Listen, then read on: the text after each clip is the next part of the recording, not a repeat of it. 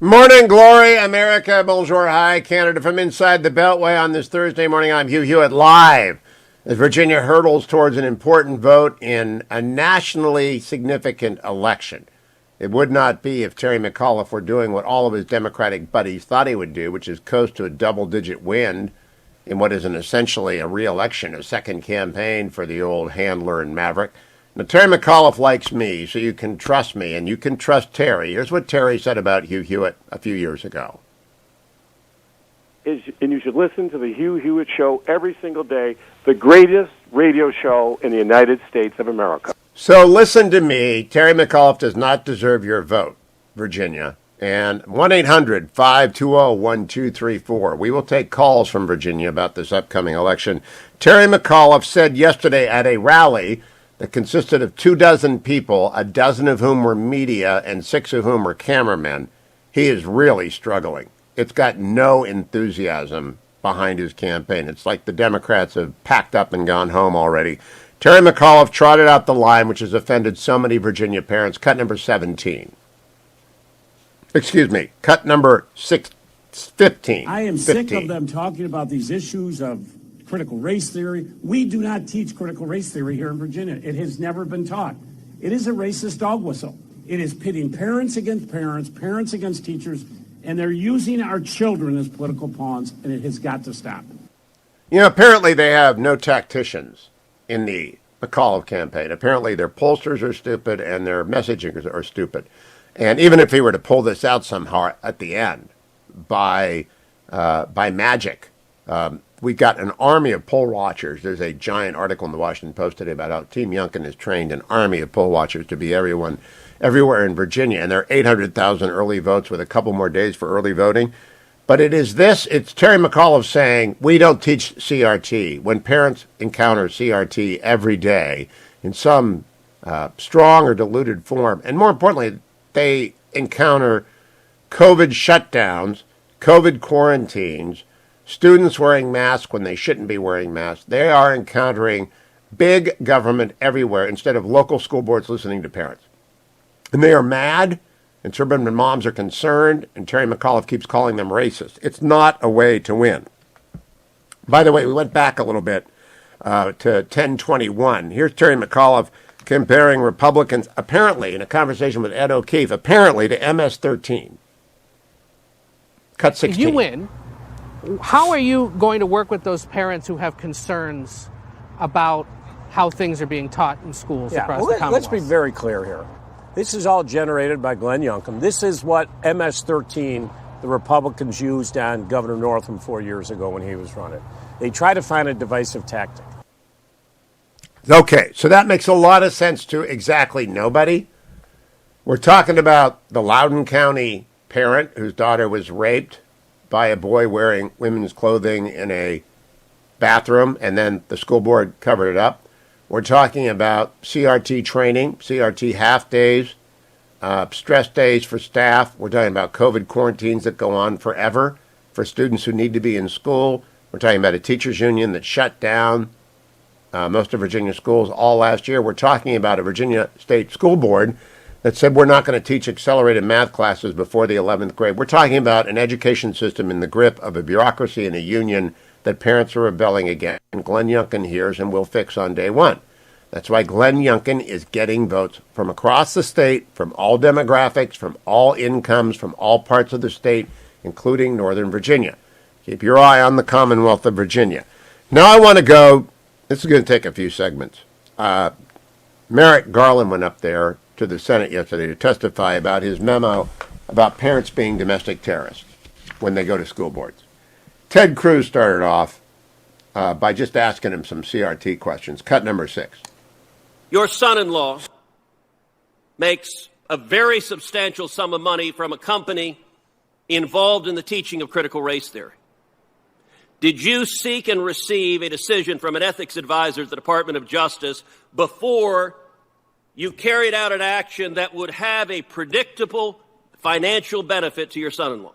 This memorandum is aimed at violence and threats of I just violence. asked a question. Did you seek an ethics? ethics It has no opinion? predictable Did you effect seek on- an ethics opinion? It has no Did you seek an ethics opinion? Judge, you know how to ask questions and answer them. Did you seek an ethics opinion? You asked me whether I sought an ethics opinion about something that would have a predictable effect on something. This has no predictable effect in the way that you're talking about. So if critical race theory is taught in more schools, does your son-in-law make more This money? memo has nothing. If critical race theory is taught in more schools, does your son-in-law make more money? Yes or no? This memorandum has nothing to do with critical race Will theory you answer or if you any sought an other ethics kind opinion? of curriculum. Will you answer if you sought an ethics I am opinion? answering the best I can. Yes or no? Did you seek an ethics opinion? This memorandum has Did nothing. you seek an ethics opinion? This memorandum has nothing to do with. General, are you critical race refusing to answer if you sought an ethics theory. I'm opinion? telling you that there's no possible. So you're saying no. Just answer it directly. You know how to answer a question directly. Did you seek an ethics opinion? I'm telling you that if I thought there was any reason to believe there was a conflict of interest, I would do that. But I cannot. Why do you imagine refuse to answer a the question? conflict Why of won't you interest. just say no?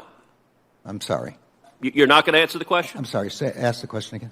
Did you seek an ethics opinion? I'm saying again, I would seek an ethics opinion in. So no is the answer, where I correct? thought there was a conflict. Senator, your time is up. Oh, yeah, I record just love reflect that. the- The Attorney General of the United States can't say no. Why? Because it leads to inquiry. Merrick Garland entangled with Senator John Kennedy. Never a good idea.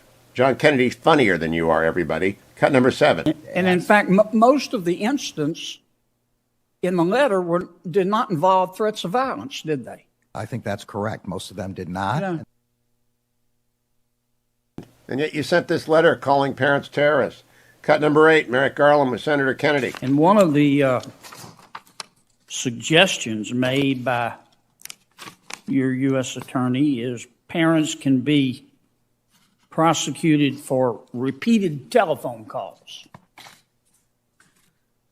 Not threatening anyone, just on the theory that repeated telephone calls could be harassment.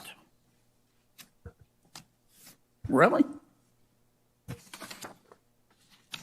Senator, I haven't seen that memorandum. I've tried to express as clearly as I can here. I heard you, General, but this is one of your U.S. attorneys. Again, I haven't seen. Isn't that special? Isn't that special? John Cornyn lands on him next. Senator from Texas, cut 11. Well, Mr. Attorney General, you've acknowledged that parents have a right, a constitutional right, to be heard on the education of their children in public schools. Can you imagine the sort of intimidation, the sort of bullying impact that a memorandum from the Department of Justice would have, and how that would chill the willingness of parents to exercise their rights under threat of federal prosecution? Did you consider the chilling impact your memorandum would have on parents exercising their constitutional rights? The only thing this memorandum is about is violence and threats of violence, and it opens with a statement. But my question is, did you consider the chilling effect this would have on parents' constitutional rights? To say that the Justice Department is against violence and threats of violence. Did you consider the chilling effect your memorandum might have on parents exercising their constitutional rights? I think you can answer that yes or no. What I considered, what I wanted the memorandum to assure They got him. They people got that Ben Sass threw in a quick extra shot. Cut number 13. Where you pledge you will report back to this committee with the results of your investigation about how big a threat the American parent class is to school boards in the country. I will be happy to get a report back to you, but this is not about the American parent class. I know, it's about the politicization of DOJ, and you decided to submit as a vessel, and you know better. You know better? You almost were on the Supreme Court. Tom Cotton laid into him about that. We will play more of Merrick Garland. It reminded me of Robert Mueller when Robert Mueller was not ready for prime time. It reminded me of every disastrous appearance. I think Virginia parents are watching this and deciding to get up and go vote early for Glenn Youngkin today because they got an attorney general and a wildly out of control, hard left Department of Justice prosecuting parents, and they've had it. I think Terry McAuliffe is in great, deep trouble because of going after parents. It doesn't work in elections. You should have remembered that. I'll be right back on the Hugh Hewitt Show.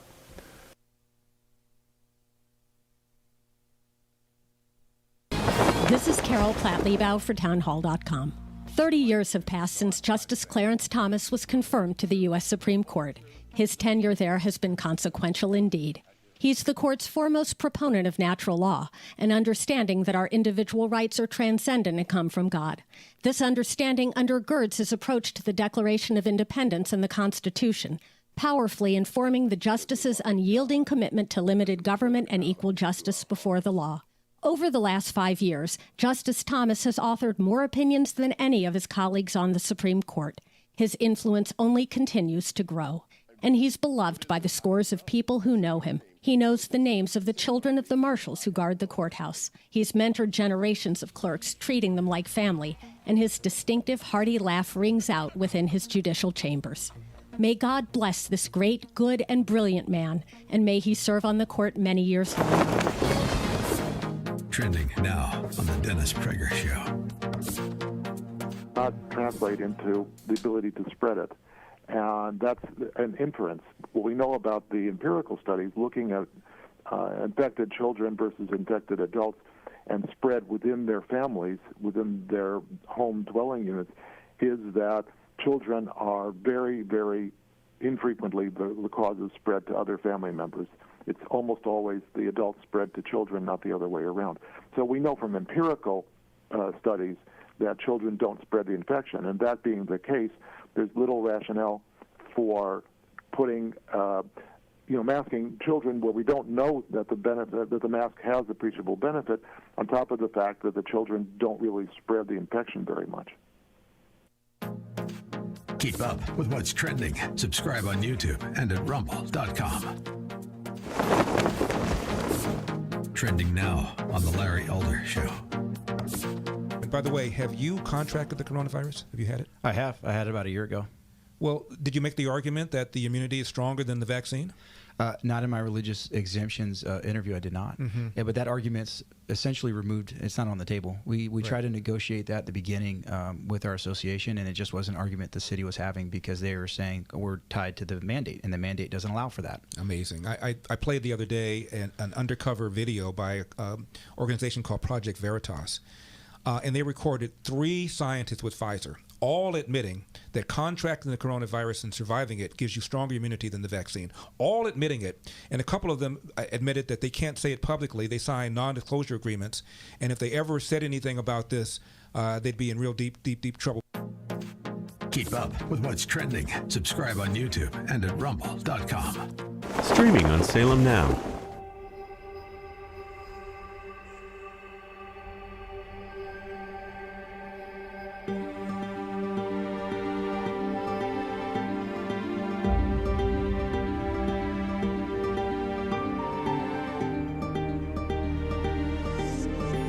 ¿Cuánto queda?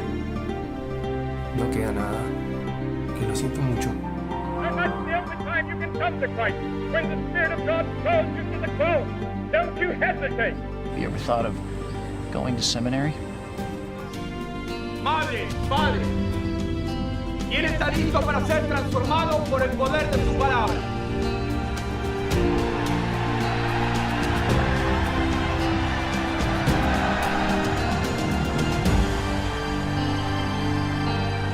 Look for Salem Now in the App Store or go to salemnow.com.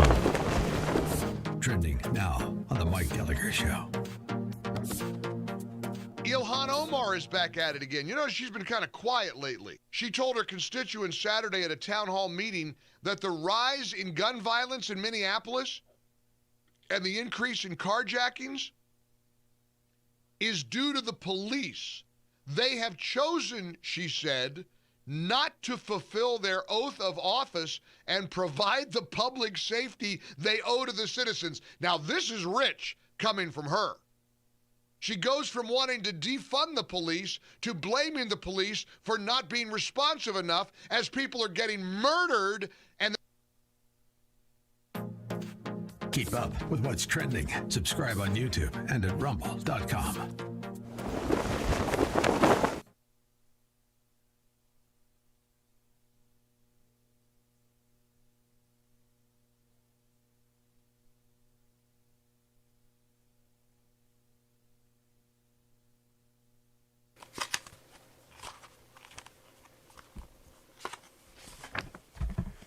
Historic rain and snow begin to refresh California lakes and mountains. An atmospheric river dropped 8 trillion gallons of water on California, making a small dent in the drought.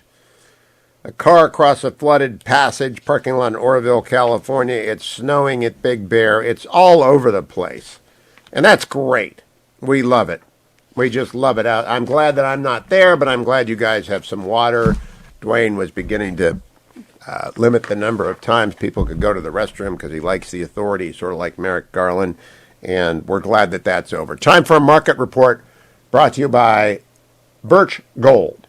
If you're going to buy gold, and you should buy some gold if you haven't got any gold, because gold will be the perfect place to diversify a portion of your savings, do it from Birch Gold. You can get in touch with them at hughgold.com, or you can text my name, Hugh, to 474747.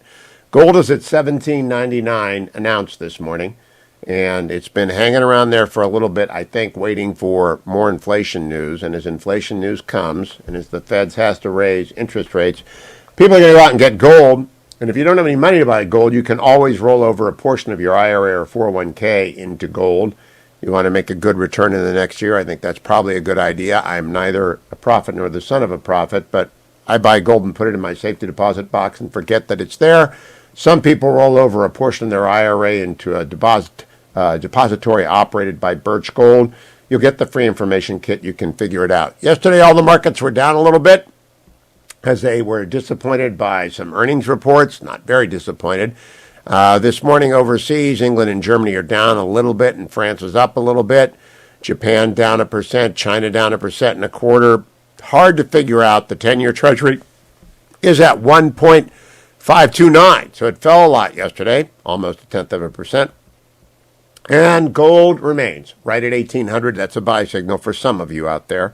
Let me now go over and play for you a little bit more of yesterday's contentious hearing with Merrick Garland, because I find it so fascinating. This time, Josh Hawley is arguing with Merrick Garland about the senator from Missouri about his effort to weaponize DOJ against parents. Cut 14. It has United States Department of Justice on the top of it, and you're telling me you haven't seen it? Who's the memo from, Senator? The United States Department of Justice, United States Attorney for the District of Montana. I have not seen a memo from the District of Montana. Not high enough priority for you? That's not the question. It is the question. Answer my question. Is it not a high enough priority for you when you're threatening parents with 13 different federal crimes? These aren't crimes of violence. You've testified today. You're focused on violence. That's not what your U.S. attorneys, they work for you. That's not what they're saying. You haven't seen it because it's not a high enough priority, or what? Question of priority. No one has sent me that memo, so I haven't seen it. What do you mean no one has sent you the memo? You run the United States Department of Justice, do you not? There are 115,000 employees of the Department of Justice. Indeed, and you are in charge of every one of them. And this was a sufficiently important case that you issued a memo. You, over your signature, issued a memo involving the FBI and the Department of Justice in local school boards, local school districts. Your U.S. attorneys are now threatening prosecution with 13 different crimes, but it's not a high enough priority for you. It got lost in the mix. I'll send again. I've never seen that memo. That's what concerns me, General Garland. Well, it wasn't sent to me. I hope you will assure your constituents that what we are concerned about here is violence and threats of violence. That only leads me to conclude, General Garland, all I can conclude from this is either that you're not in control of your own department, or that, more likely, what I think to be the case, is that you knew full well that this is exactly the kind of thing that would happen. When you issued your memo, when you involved the Department of Justice and all of its resources, and the FBI and all of its resources, in local school boards and local school districts, you knew that federal prosecutors would start collecting crimes that they could use against parents. You knew they would advise state and local officials that these are all of the ways parents might be prosecuted. You knew that that was the likely outcome. And that's exactly what happened. He did know. And we're he talking did about know. like Josh Scott Hawley Smith, takes him to who's task behind me after over the my break. I'll shoulder. play This is Senator father Cotton being very direct with the beleaguered Attorney General who threatened parents. Vote for Glenn Youngkin in Virginia, Virginians. If you want to thumb your nose at Merrick Garland and the thought police over at the National Association of School Boards, and, of course, at Terry McAuliffe, who thinks you're racist. 1-800-520-1234. If you're a Virginian, call me. I'll be right back on the Hugh Hewitt Show, Thursday edition.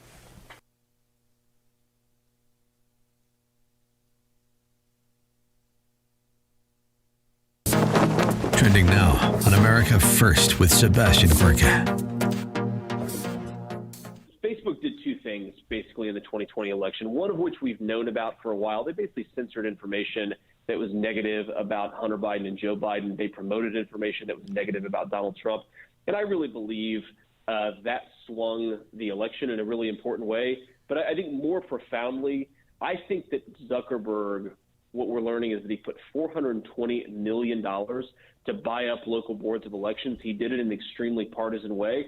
And I think it basically rigged the election. I mean, all of us are sort of scratching our heads wondering what really went on in 2020. And I think a big piece of the puzzle is understanding that it was not the people's representatives that were counting ballots, that were canvassing elections. It was partisan hacks that were installed by one of the most powerful people in our country.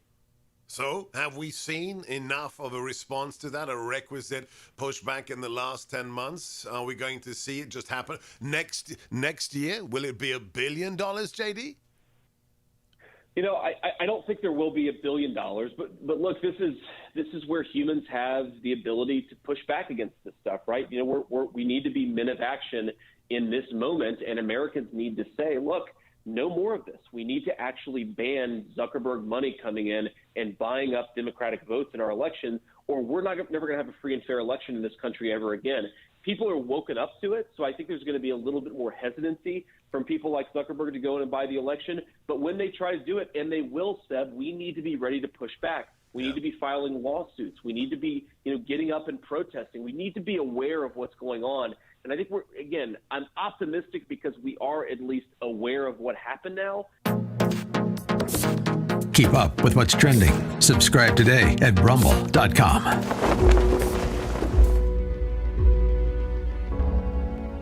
Schools are lining up to push the transgender agenda on kids and cut parents out of the equation. Trending now on the Charlie Kirk Show. Justice is something a country must at least attempt to get right. You're going to have things that fall through the cracks. You're going to have externalities. You're going to have issues. But you have to at least try to make a country just. The current regime is basically saying we don't even want to attempt to preserve the American ideal of justice. That justice is nothing more than us being in charge and you being under our power. Socrates said, Is it not the purpose of a juryman's office to give justice as favor to whoever seems good to him, but to judge according to the law? This is what he is sworn to do. Our people in charge, our leaders, were sworn to protect our country.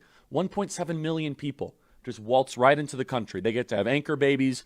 The other side wants to give them amnesty, wants to make them citizens.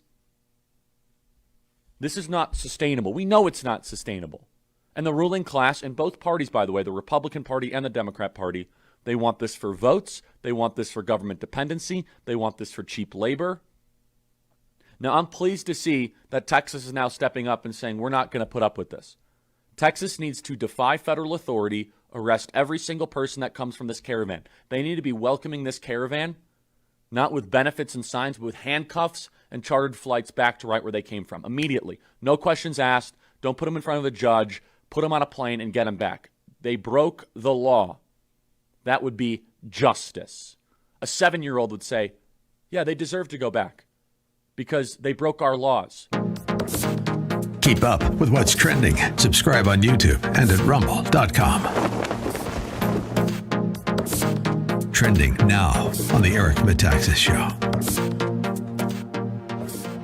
Because David French said that he hoped Biden won the election because he found Donald Trump to be somebody who had no character.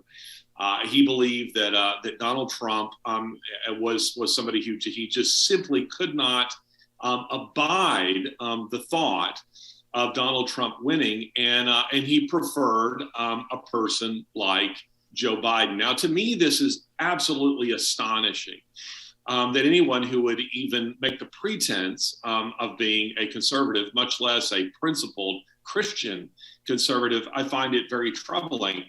But the other thing that I found troubling about this, Eric, is the fact that French uses scripture to back positions of this kind. And in so doing, he kind of, he harkens back to the theocratic days of ancient Israel. And I thought, now listen, if you're going to make that kind of argument that a Donald Trump has to live up to the standards of ancient Israel, theocratic Israel, then how in the world, David French, can you find yourself in wanting to see somebody like Joe Biden or one of his favorites, Mitt Romney? What's trending? Subscribe today at rumble.com.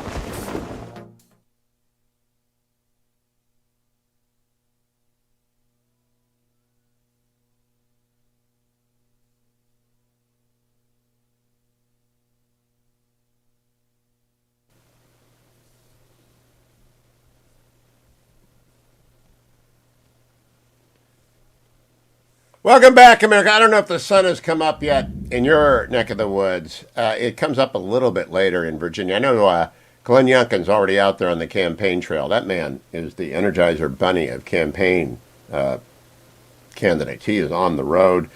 Terry McAuliffe is dragging an increasingly heavy burden to increasingly ill-attended, quote, rallies where the media are outnumbering the supporters. I haven't seen a campaign unravel like this in a long time. Meanwhile, at the Hill, Attorney General Merrick Garland, who was appointed, and I think a lot of people thought, that's nice, he got a consolation prize. Well, I worked for two attorneys general, William French Smith and Ed Meese. In the early years of the Reagan administration, I was in charge of the FISA warrants that came up from the FBI. There was no National Security Division at that time, so they came from the FBI directly to the Special Assistant to the Attorney General for Intelligence, which was me, for a year, and then they went into the AG for signature or reject. We never rejected. I often sent a few back to the FBI if I couldn't understand them. Well, now the fetching Mrs. Hewitt and I have resumed watching The Americans. It's just too much, really. It's so picture perfect about what was going on with the Soviets. But every time I watch it, I think, now the Chinese are doing exactly what the Soviets did then, only they're much better at it. The Iranians are doing the same thing that the Russians did then, only they're much better at it.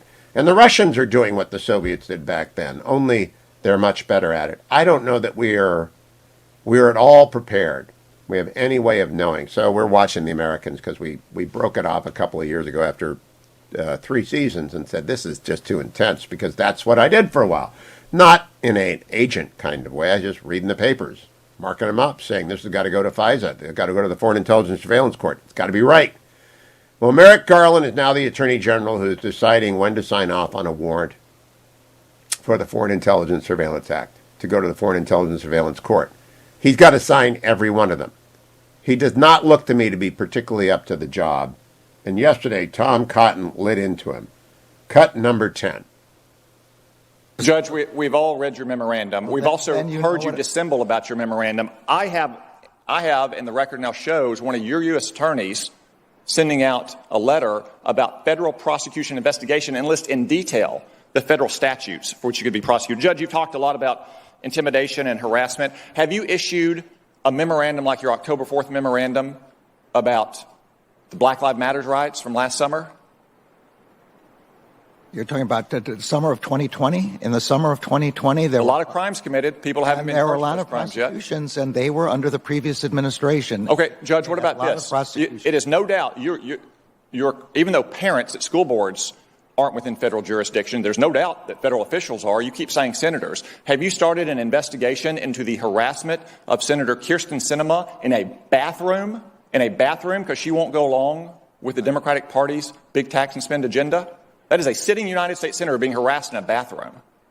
I don't know whether the senator has referred the matter to the Justice Department or not.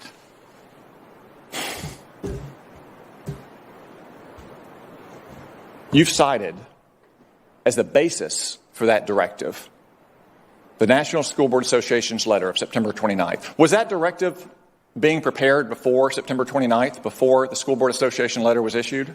I don't believe so. Certainly I didn't have any idea. So it was only prepared okay, I think that answers the question. I already answered that question So you keep citing the school board letter and news reports. Right. One of the news reports cited in that letter, which you presumably mean, is from Loudoun County, Virginia. No, that is not what I was talking about. Well, you keep citing news reports, and that's the most prominent news report that anyone in America has seen. That refers to Scott Smith, whose 15-year-old daughter was raped. She was raped in a bathroom by a boy wearing girls' clothes, and the Loudoun County School Board covered it up because it would have interfered with their transgendered policy during Pride Month. And that man, Scott Smith, because he went to a school board and tried to defend his daughter's rights, was condemned internationally. Do you apologize to Scott Smith and his 15-year-old daughter, Judge? Senator, anyone whose child was raped is the most horrific crime I can imagine, and is certainly entitled and protected by the First Amendment to protest to their school board about this. But he was cited by the School Board Association as a domestic terrorist, which we now know that letter and those reports were the basis for your judgment. Senator, this is that's wrong. Shameful. Judge, this is shameful. This testimony, your directive, your performance is shameful. Okay. That's not. Thank God you are not on the Supreme Court. You should resign in disgrace, Judge. General Garland, do you want to complete your answer on? Okay, I wasn't sure there was a question there, but let me be clear. The news reports I'm talking about were not the news reports in that letter. They were other news reports that everybody here has heard about, subsequent reports that everybody has heard about. There is nothing in this memorandum, and I wish if senators were concerned about this, they would quote my words. This memorandum is not about parents being able to object in their school boards. They are protected by the First Amendment. As long as there are no threats of violence, they are completely protected. So parents can object to their school boards about curriculum, about the treatment of their children, about school policies. All of that is 100% protected by the First Amendment, and there is nothing in this memorandum contrary to that. We are only trying to prevent violence against school officials. As we all know, the letter that he sent was drafted by the National School Boards Association, which has now been repudiated by the National Association of School Boards because their member state associations and local school boards don't want them driving wedges between parents and school boards. It's a total and utter fiasco, and Tom Cotton is right. To sign that letter is to abrogate your number one job, which is to protect minorities in the United States from the Department of Justice of all sorts, political and racial, gender and ideological, extreme on the left, extreme on the right. You just all get your First Amendment rights, and the Department of Justice should not be threatening parents with prosecution. That's why Terry McAuliffe is going to lose in Virginia and Glenn Youngkin win. I want to switch it up a little bit. Yesterday I had Ross Douthat on at the end of the show. His brand new book, The Deep Places, is a magnificent book.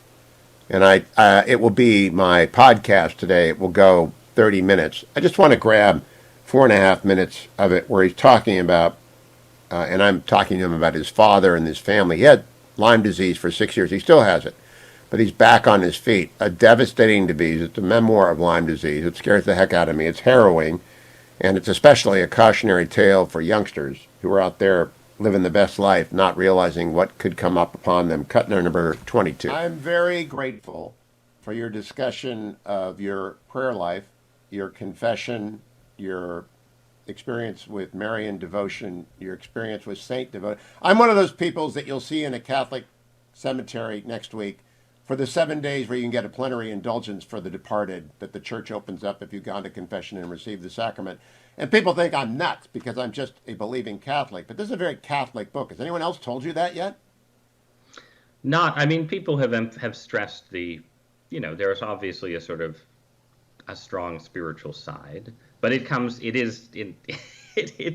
through asking the saints for help, basically, to the extent that part of the book is describing what it's like to pray and have sort of no response, right? There's a long stretch where I would literally wander into empty churches and lie on the floor in pain, sort of begging for help. So it's not a book that tells you about sort of like a disciplined monastic prayer life. It tells you about a desperate, flailing prayer life. But the point which I think everyone gets to.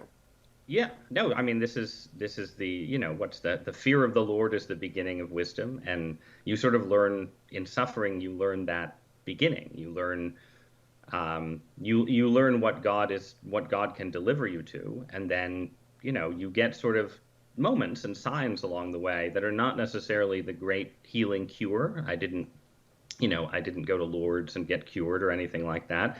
Instead, I had these moments that were like signposts, sort of indicators that I was on the right track. And some of them came, the sharpest one came saying Hail Marys after a confession. And then thereafter, there was just sort of weird, I would literally ask my name saints. I'm Ross Gregory Douthat, and I would ask Gregory. And when I was confirmed as a Catholic, Athanasius.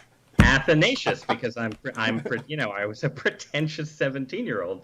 And you ask for help, and you ask, straying a little bit beyond those bounds, you ask departed relatives who you think might have made it to heaven. Is heaven. that Wilbur Snow? Wilbur Snow's in the acknowledgments, and I thought that must be a departed relative. The acknowledgments, if you read them carefully, have several saints and several departed relatives noted in them. Yes. Is Wilbur one of the departed relatives, or is he a saint that I don't know anything about? I didn't look him up because I wanted to ask the question. He's not a Catholic. He's my great-great-grandfather. He was actually governor of Connecticut for a month because he was the lieutenant governor, lost the race for governor, then the governor retired, so he got to be governor for like this incredibly short span of time. But he was also a poet and a sort of transcendentalist. If he didn't make it into heaven on sort of the Catholic Express, but he's been dead long enough that I felt like some outreach might bear some fruit. I want to make sure that people realize that the bottom line message of Ross's book is to endure. You write on page 185, I want to get it right. My youngest child, you're a third girl, fourth child, is a vindication of everything I have done to try and save my own life. Her life is a vindication of everything I've done to try to save my own life. I find that to be a beautiful statement. I am curious if you've thought through how your children will experience you and your grandchildren and your great-grandchildren through this book. I mean, a lot of it obviously depends on, the next 15 or 20 years of parenting. But my hope is that our kids, they're now 10, 8, 5, and 1. And my hope is that they were young enough for the worst of it when I was really incapacitated, that their memories of that will be a little dim. And so they will mostly experience it as a kind of family story that is not part of their own suffering, but something that they can read, hopefully feel some gratitude that I did manage to endure and get well enough. Again, I mean, it was a big dilemma whether we could have a fourth child because I was still sick in many ways. So hopefully that child will be particularly grateful. But, my assumption is with anything like this, right, that you write an account like this, people can read it and sort of get it and appreciate it. But especially for your children, there will come moments of suffering in their own lives when hopefully this will be a resource. It will be a resource. It's a great book. The Deep Places. Fetching Mrs. Hewitt snagged it, and it's gone now from my studio. I must tell you about Alliance Defending Freedom. Please do not forget, it's the last week that I'm appealing to you to go off and contribute to Alliance Defending Freedom. You can go to HughHewitt.com. The banner will be posted there, or you can call 866-359-9644.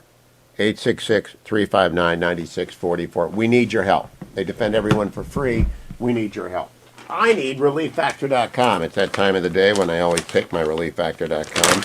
I open the impossible to miss lime green and blue North Carolina blue bag. I get out my Icarian Curcumin resveratrol and omega. I don't have any coffee. So I'm going to put them right here and go up and find some water after the break and take it after the break. But I take it every morning in the first hour. I actually have no coffee at all. I can't get it down. You've got to be able to swallow pills with something. But I take it every morning. I'm going to go find what I need and take my ReliefFactor.com because it is important for anyone who wants to be active. And I got a long day today, and Relief Factor will be with me throughout it. You should try it if anything is bothering you, any kind of muscle pain. it will work. Michael Oren joins me from Israel Next America. Stay tuned. Portions of the Hugh Hewitt Show are brought to you by Alliance Defending Freedom.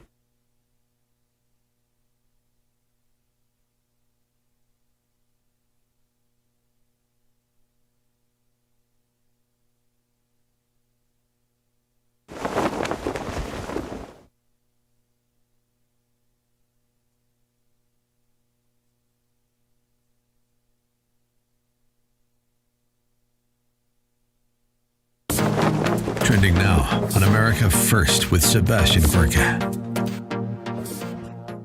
How buoyed are you that Americans are finally waking up, JD? Look, I'm very excited about what I'm seeing. Certainly in Virginia, but also in Ohio.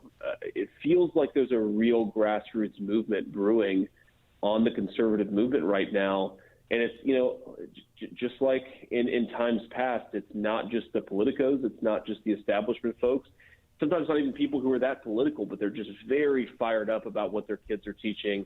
Their kids are coming home crying, upset because they're being told that they're a bad person depending on the color of their skin, and they're just fed up about it. And I think it may very well take down Terry McAuliffe, but I certainly think it is the beginning of a movement all across this country. Keep up with what's trending. Subscribe on YouTube today. Streaming on Salem Now. We'll see one young lady identify as transgender, and the next thing you know, 6 or 7 young ladies in that same school are now identifying as transgender. Children taught at age 5 they can create their gender identity, and it's being celebrated. Schools are lining up to push the transgender agenda on kids and cut parents out of the equation. Every cell of their body that has a nucleus is male or female. We've now seen parents losing custody of their children if they don't go along with this. We've all been created XY or XX, so that means there's only 2 genders. And so really the battle is against the creator. Look for Salem Now in the App Store or go to salemnow.com. Trending now on The Charlie Kirk Show. Where they just get to march right into America because they feel as if they deserve it. Now, you watch videos of this, they're not stopping. They call this the mother of all caravans, is what is being built right now in Mexico. And that does not count all the other millions and millions of people that have crossed illegally into America. Can we get an exact number on that, Connor, of the millions of people that have crossed into America? 1.7 million that have already crossed into the interior of our country. 1.7 million people. To give you an idea of how many people that is, that's more people than the entire state of Idaho. Idaho's like 1.8 million people, so it's about one state of Idaho so far this year. We're here in Idaho right now. Whole state of Idaho illegally entering into America. So I have a couple questions. Who is funding this caravan? Republican attorney generals in red states, they need to start to investigate the money flows because the Department of Justice is too busy going after moms and dads at school board meetings and using the Patreon.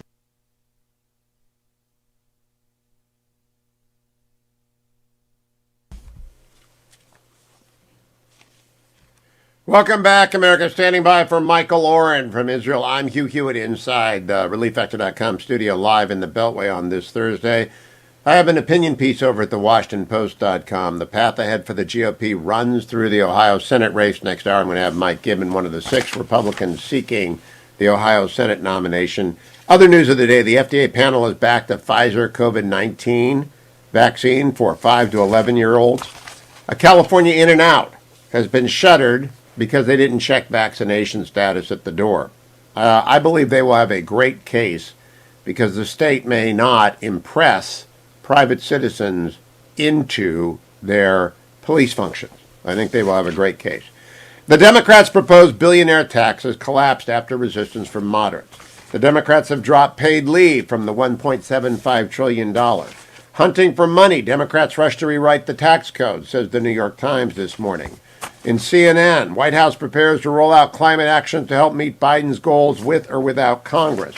Kyrsten Sinema riles the White House but earns the respect of Republicans in Arizona, according to the Financial Times. All of this goes to point to chaos on the Democratic side. Now, I think they will eventually get some kind of a bill, whatever Joe Manchin will endure. Kyrsten Sinema has got rid of the tax hikes on upper middle class people and on the idea that we're going to raise the corporate tax rate significantly. She has been a rock, and credit where credit is due. So is Joe Manchin. I hope they hang on. They will win re-election easily in their Republican-leaning states if they do so, if they don't fold. And it's making Bernie Sanders very angry, but that doesn't concern us. I think they've got to be concerned about what their states want, and their states do not want this massive expansion of the welfare state.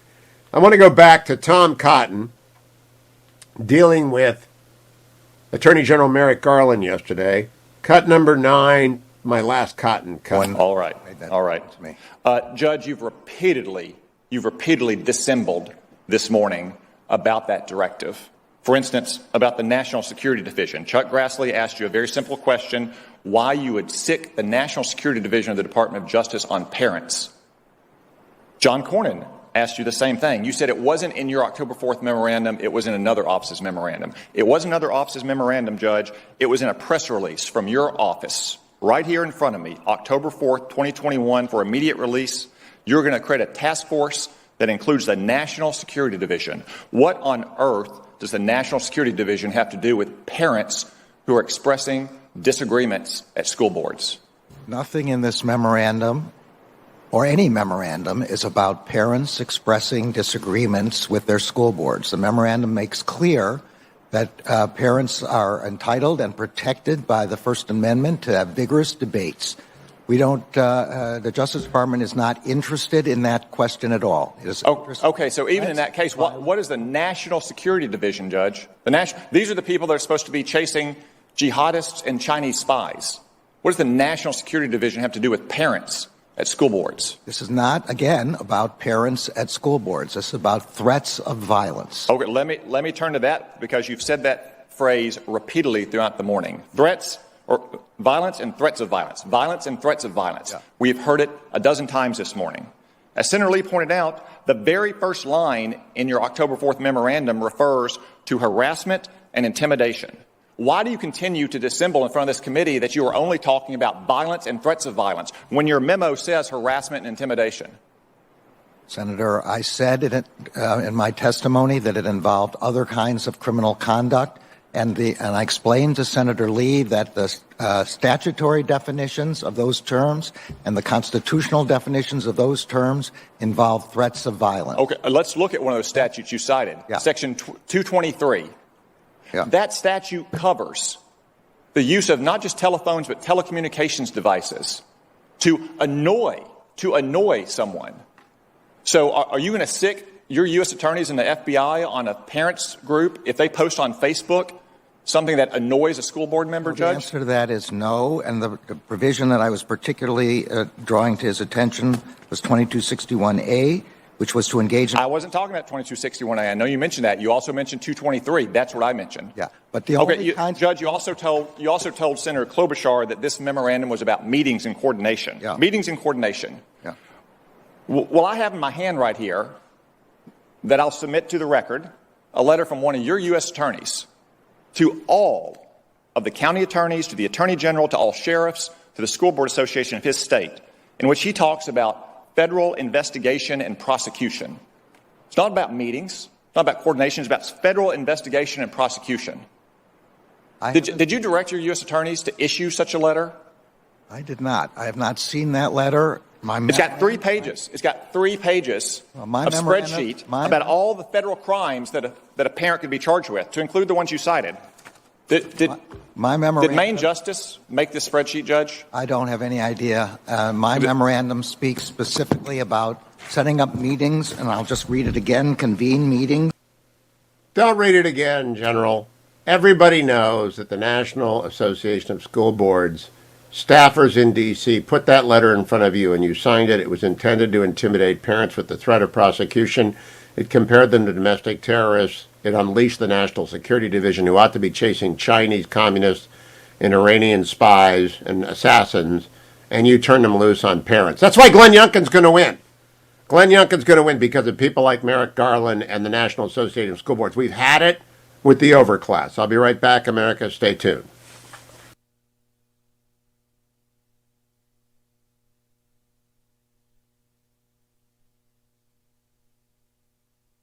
Organs of the state are not merely corrupt, but that they've been weaponized. We are now all rooting for his success. That's not what happened. It was a complete ambush. I thought it's early enough. Let's just send a couple guys over. And the audience was, ha, ha, ha, ha. How funny to set up an innocent man. It divided the country in ways that people can't imagine. It's inspired massive violence. Look for Salem Now in the App Store or go to salemnow.com. Trending now on the Dennis Prager Show.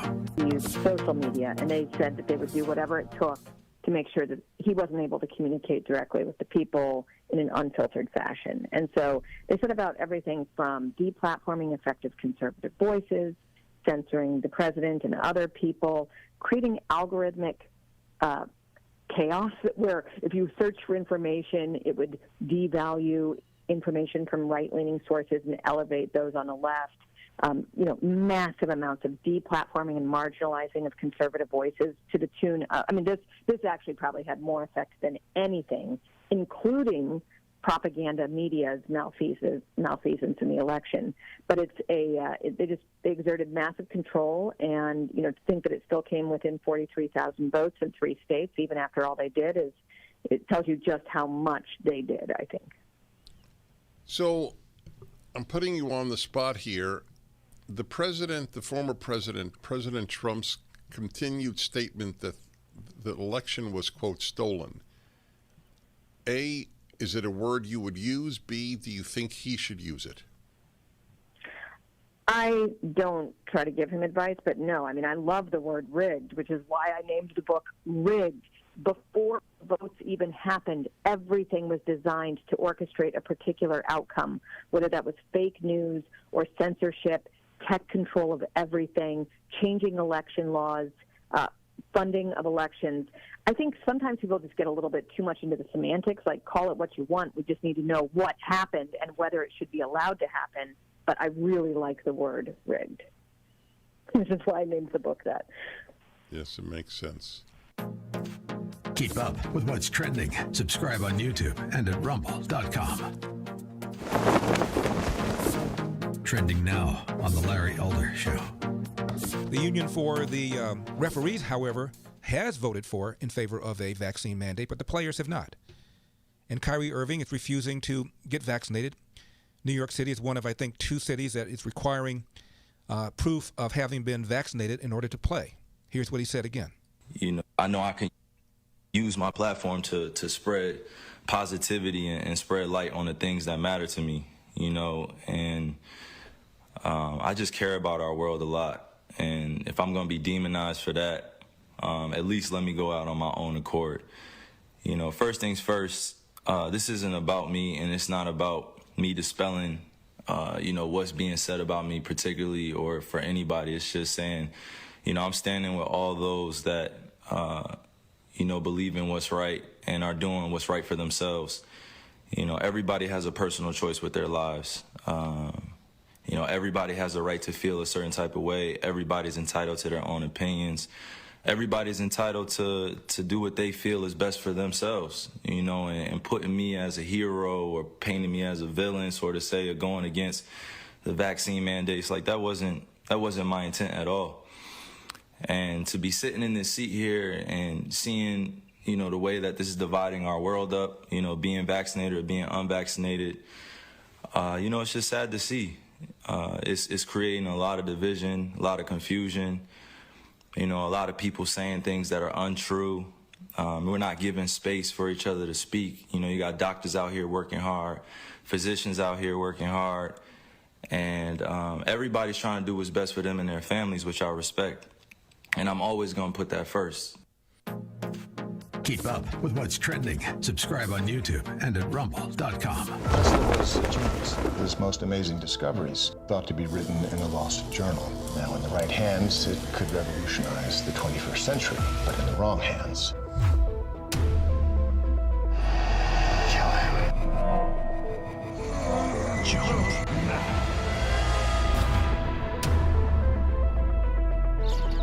If you can stop an earthquake, doesn't that mean you could start one too? That's why that notebook should never fall into the wrong hands. There's an old brown battered notebook in my office at work. You have to find it, take it, and keep it hidden at all costs. The G20 leaders meeting downtown, they're in danger. In fact, the whole of downtown could be in danger. If we are to build the superhuman, we must first eliminate those who are flawed. People are created equally. All of downtown, the high-rises were built on rollers to withstand horizontal shakes. A vertical quake this size could collapse half of downtown. We have commenced the countdown. Shall we stop this thing? Save the universe!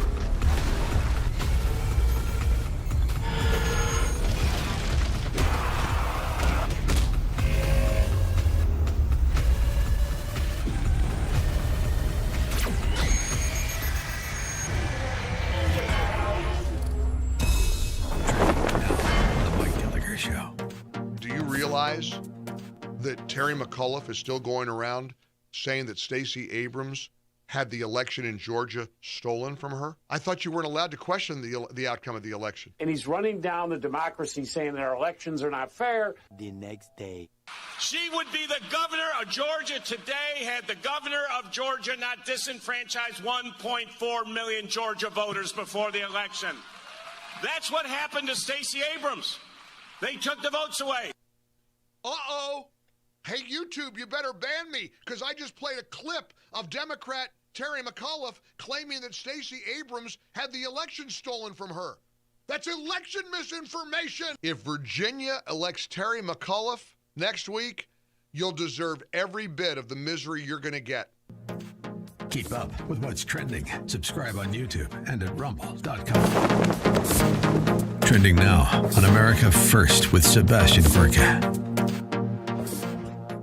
How buoyed are you that Americans are finally waking up, JD?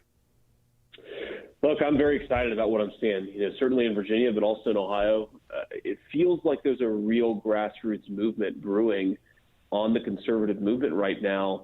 And it's, just like in times past, it's not just the politicos, it's not just the establishment folks. Sometimes not even people who are that political, but they're just very fired up about what their kids are teaching. Their kids are coming home crying, upset because they're being told that they're a bad person depending on the color of their skin, and they're just fed up about it. And I think it may very well take down Terry McAuliffe, but I certainly think it is the beginning of a movement all across this country that's going to take down a lot of Democrats all over the nation. In the break, we were talking to my team here, and somebody said, "Well, it's neck and neck, and if Glenn loses by 3 points, that's a big deal in any other normal election." And here's the reaction I have, JD. There is no such thing as a normal election after 2016. Do we have any faith that there will be a normal election? Talk to us about the recent breaking news about Facebook and the censorship of conservatives. You've written a piece about it. How do we get back to quote unquote normal, JD? Oh man, we got a lot of work to do. Facebook did two things basically in the 2020 election, one of which we've known about for a while. They basically censored information that was negative about Hunter Biden and Joe Biden. They promoted information that was negative about Donald Trump. And I really believe that swung the election in a really important way. Keep up with what's trending. Subscribe on YouTube today.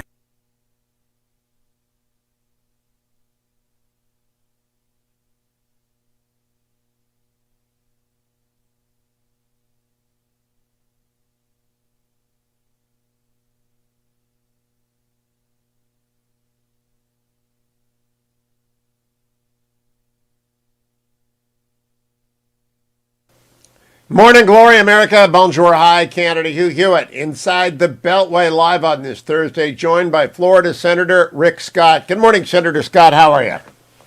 Good morning, Hugh. It's a great day. Hopefully we'll have another Thursday where the Democrats don't bankrupt the country even worse.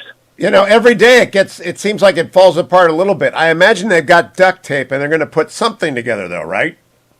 Absolutely. I mean, they are absolutely committed to bankrupting this country. Spend every dollar that you might make in the future. I mean, this is taxes, change this into a European socialist model. Bernie Sanders is running the Biden administration right now.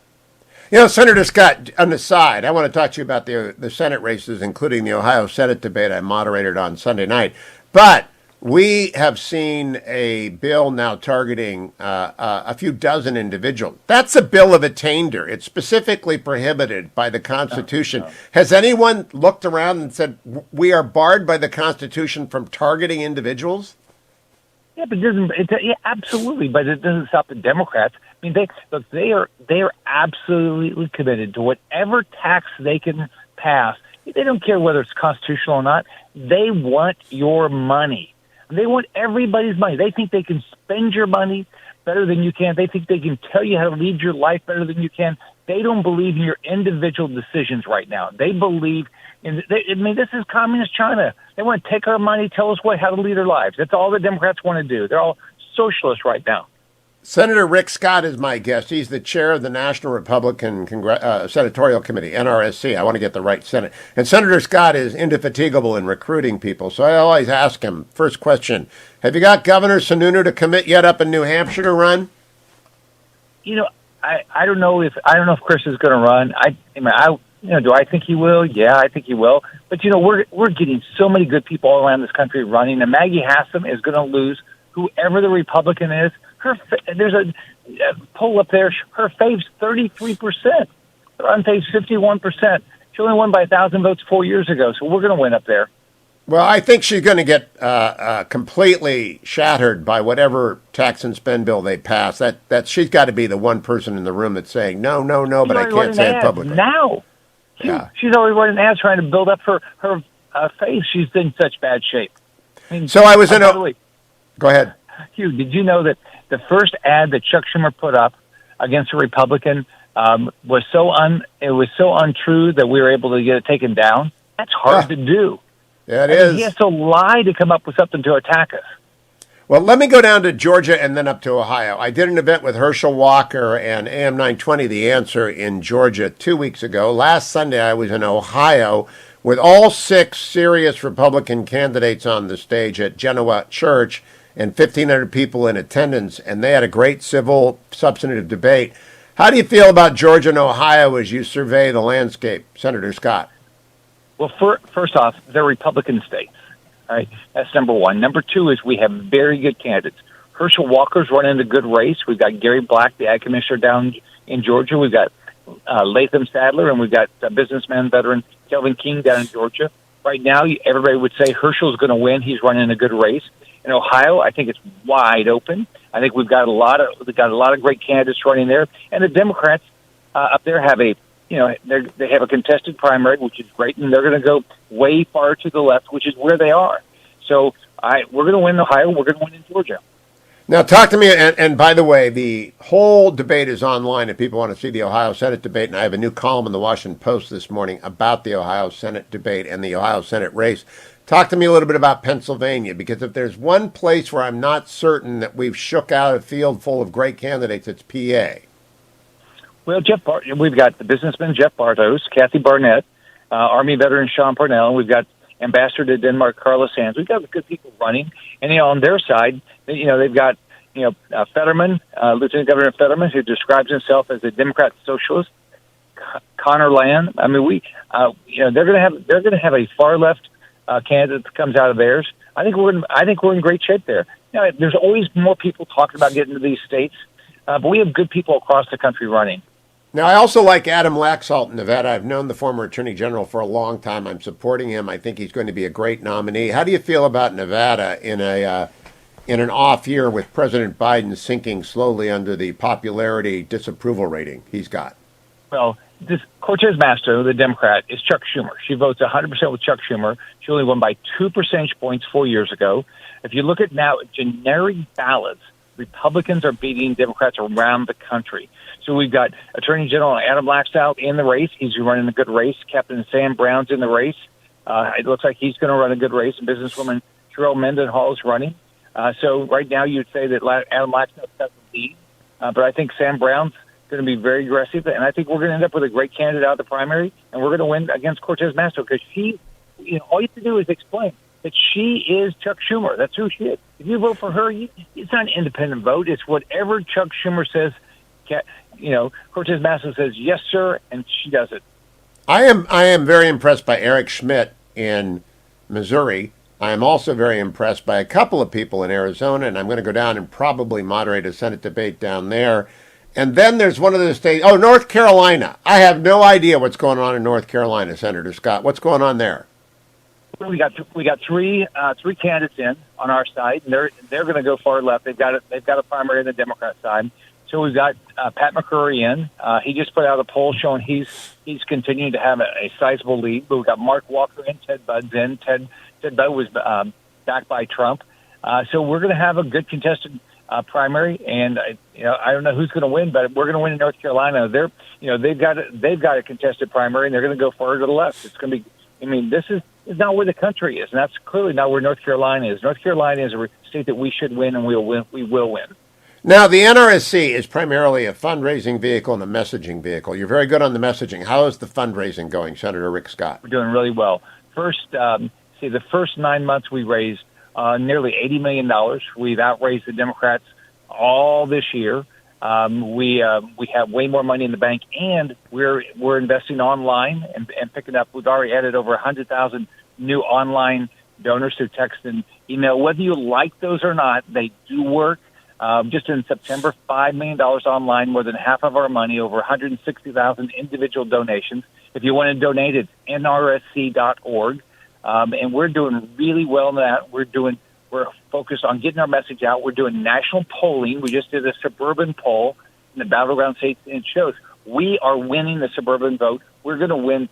We're going to do very well with the Hispanic vote, very well with the suburban vote, and we're going to keep the working class voters, and that's going to be our key to winning in November 22. I read the crosstabs on that poll. Your team sent it to me. It's very impressive. I think that's what's going to power Glenn Youngkin, that coalition of moms and working people, of Latinos, indeed more and more African Americans. I just think the Democrats have gone over the left edge, and it's going to kill Terry McAuliffe's chances in Virginia. What do you think about the governor's race across the river? The country doesn't want open borders. They don't want inflation. They don't want $45 trillion worth of federal debt. They don't want to withdraw from Afghanistan. They don't want to defund the police. They want the public wants to be involved in their schools and their kids' school, and we don't like socialism. Man, Biden just needs to keep talking, because this is all the Democrats and Biden are doing. Yeah, I'm sorry he's leaving for Europe today, because I would have preferred he be around in Virginia over the weekend. He's the kind of presidential candidate, presence that ruins the candidates he appears with. Senator Rick Scott, great to talk to you as always. Come back for next month's update. I love hearing these updates. Rick Scott is running. Have a great day. Thank you, sir. He's running the greatest NRSC effort, just really the greatest NRSC effort. I am running a great Alliance Defending Freedom effort. The Alliance Defending Freedom supports your right to be free of the harassment the Department of Justice wants to unleash on you in association with the National Association of School Boards. They will protect your rights as parents. They will protect your right as a college student to proselytize or to pray or to be in communion with your fellow believers on campus. They will protect everyone's religious liberty and everyone's free speech. That's what they do, and they do it for free. They do it. They have 75 attorneys on staff, 3,300 lawyers affiliated across the country. Here's John Birch talking about what they do and why they do it. All this work that we do is pro bono solely because of the generosity of the donors, and we encourage them to go to your website, click on the banner, and send something our way so that we can continue to do the good work protecting life in this country. We're in our final 2 days of asking you to support the Alliance Defending Freedom. Final 2 days. So I know some of you have made mental notes in the car or at home or listening to the podcast that you're going to go and do that. Don't make a mental note. Just go to HughHewitt.com and give as much as you can for the most important legal defense firm in the United States. Or you can call 866-359-9644. 866-359-9644. Alliance Defending Freedom needs you. You are working through them to protect every believer in the United States. Please be generous. Come right back here on The Hugh Hewitt Show. Hey, listener feedback time. You know who the standout culture warriors are this year, and we need you to nominate them in Salem's annual Culture Warrior of the Year Awards. Go to HughHewitt.com, click on the banner, and nominate your Culture Warrior of the Year.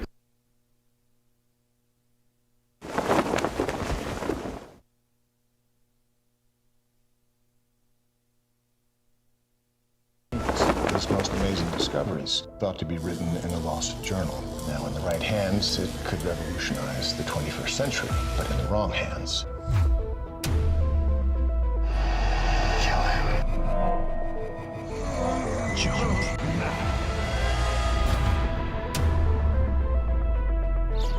If you can stop an earthquake, doesn't that mean you could start one too?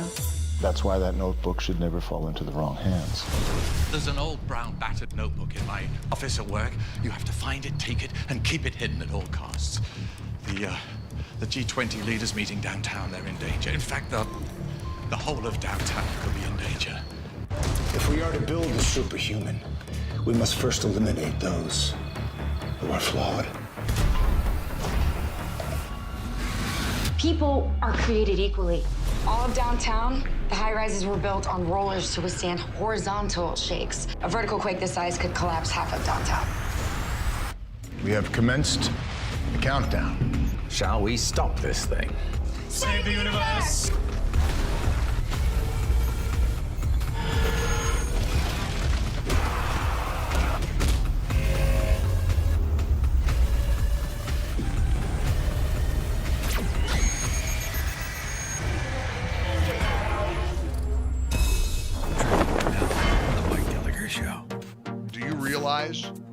That Terry McAuliffe is still going around saying that Stacy Abrams had the election in Georgia stolen from her? I thought you weren't allowed to question the outcome of the election. And he's running down the democracy, saying their elections are not fair. The next day. She would be the governor of Georgia today had the governor of Georgia not disenfranchised 1.4 million Georgia voters before the election. That's what happened to Stacy Abrams. They took the votes away. Uh-oh. Hey, YouTube, you better ban me, because I just played a clip of Democrat Terry McAuliffe claiming that Stacy Abrams had the election stolen from her. That's election misinformation. If Virginia elects Terry McAuliffe next week, you'll deserve every bit of the misery you're going to get. Keep up with what's trending. Subscribe on YouTube and at rumble.com. Trending now on America First with Sebastian Gorka. How buoyed are you that Americans are finally waking up, JD?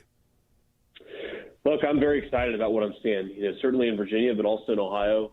It feels like there's a real grassroots movement brewing on the conservative movement right now. And it's, just like in times past, it's not just the politicos, it's not just the establishment folks. Sometimes not even people who are that political, but they're just very fired up about what their kids are teaching. Their kids are coming home crying, upset because they're being told that they're a bad person depending on the color of their skin, and they're just fed up about it. And I think it may very well take down Terry McAuliffe, but I certainly think it is the beginning of a movement all across this country that's going to take down a lot of Democrats all over the nation. In the break, we were talking to my team here, and somebody said, "Well, it's neck and neck, and if Glenn loses by 3 points, that's a big deal in any other normal election." And here's the reaction I have, JD. There is no such thing as a normal election after 2016. Do we have any faith that there will be a normal election? Talk to us about the recent breaking news about Facebook and the censorship of conservatives. You've written a piece about it. How do we get back to quote unquote normal, JD? Oh, man, we got a lot of work to do. Facebook did two things basically in the 2020 election, one of which we've known about for a while. They basically censored information that was negative about Hunter Biden and Joe Biden. They promoted information that was negative about Donald Trump. And I really believe that swung the election in a really important way. Keep up with what's trending. Subscribe on YouTube today. Streaming on Salem Now. This is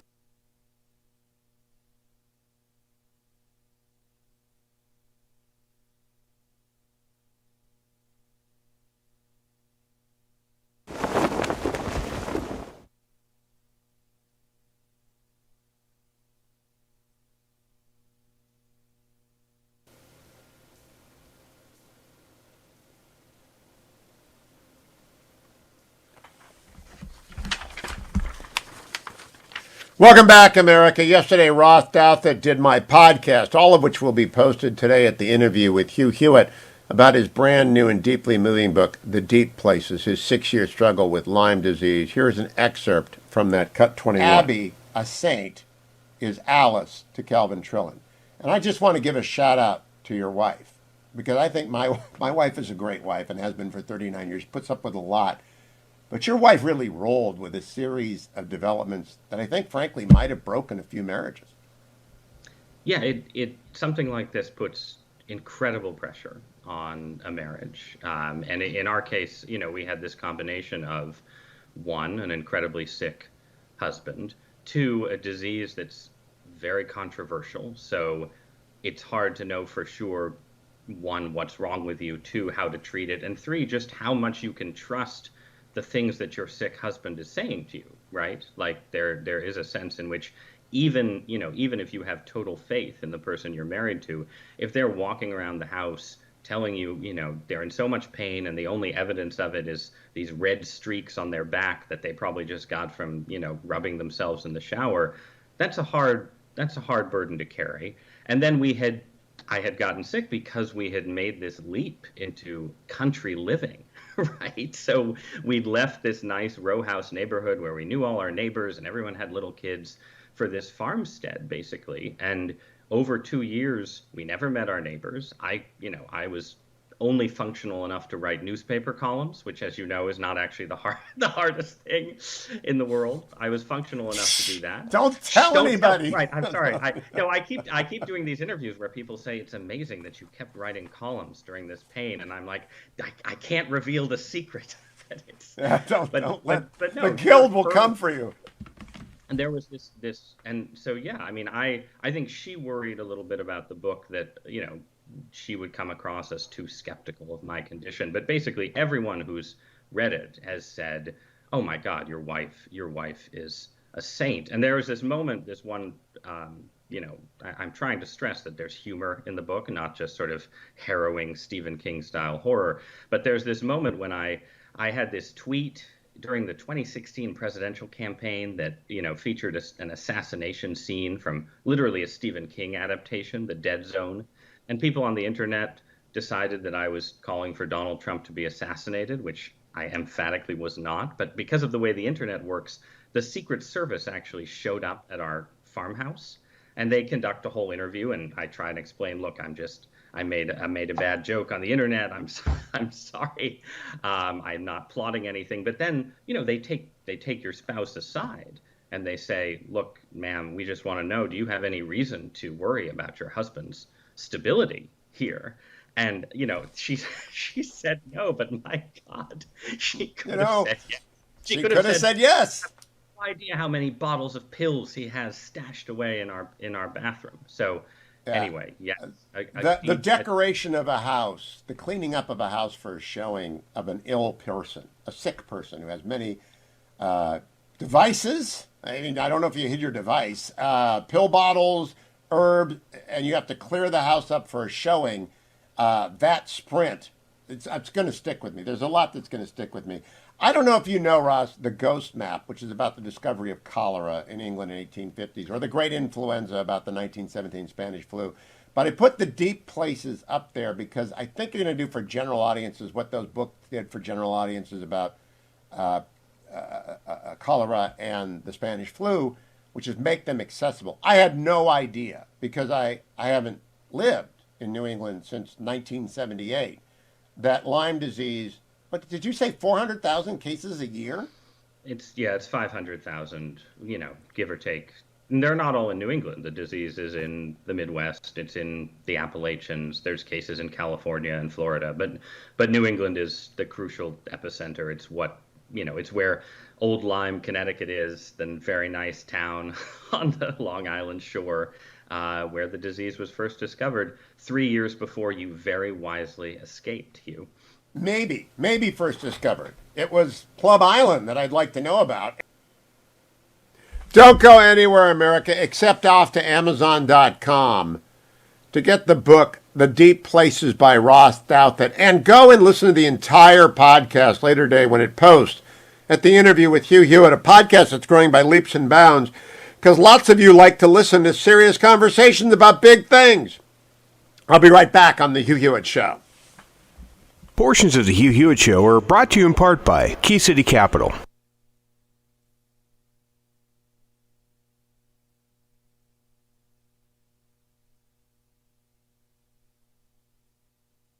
Now.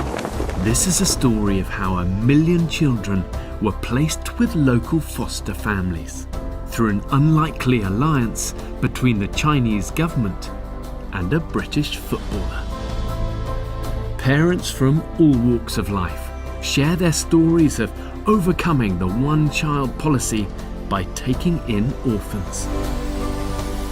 With unprecedented access across the country, this is a unique insight into the lives of the 90s orphans now driving the 21st century's fastest growing economy. This story needs to be told across the world. At a time where there's so much negativity and cynicism, here's proof that a single leap of faith can change the world. Look for Salem Now in the App Store or go to salemnow.com. Trending now on The Charlie Kirk Show.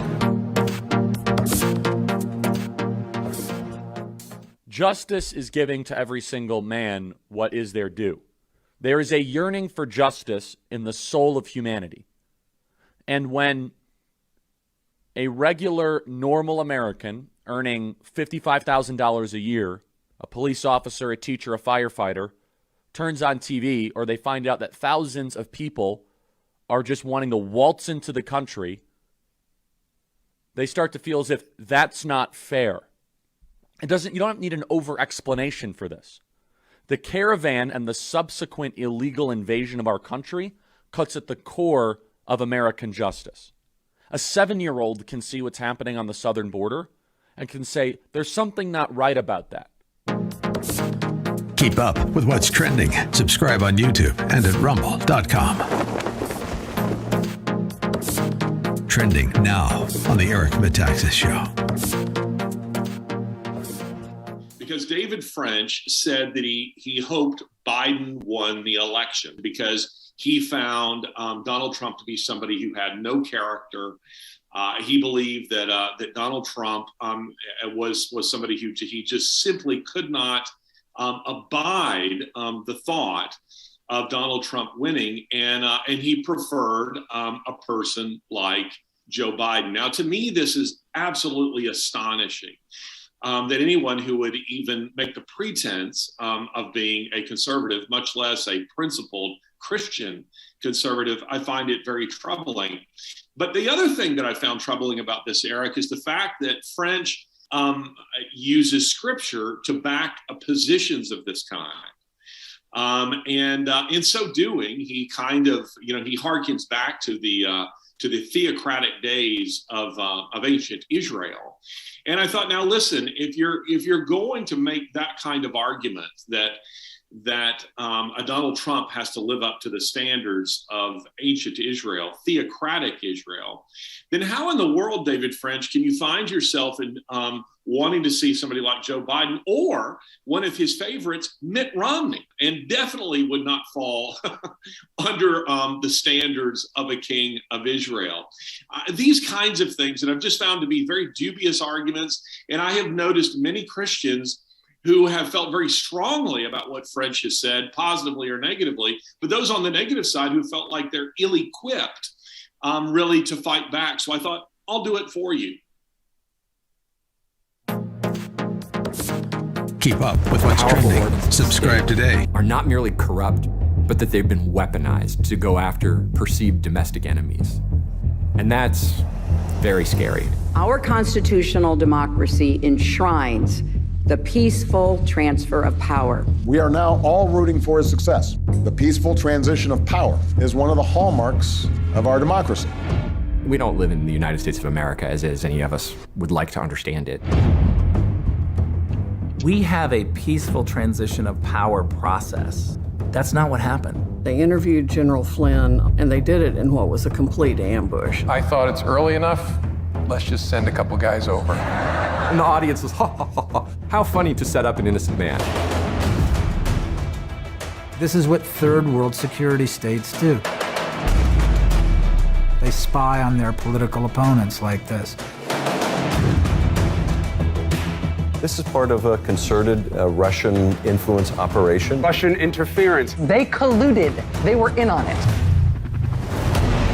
He would constantly say, I have seen evidence of collusion. Until this is released, I can't comment. I can't go into the particulars. Russians, I'm not going to be specific. But he knew he could just say it on TV and then hide behind, well, it's all classified, I can't get into it. Well, it's classified. You can't see it. Collusion. You just got to be willing to see it.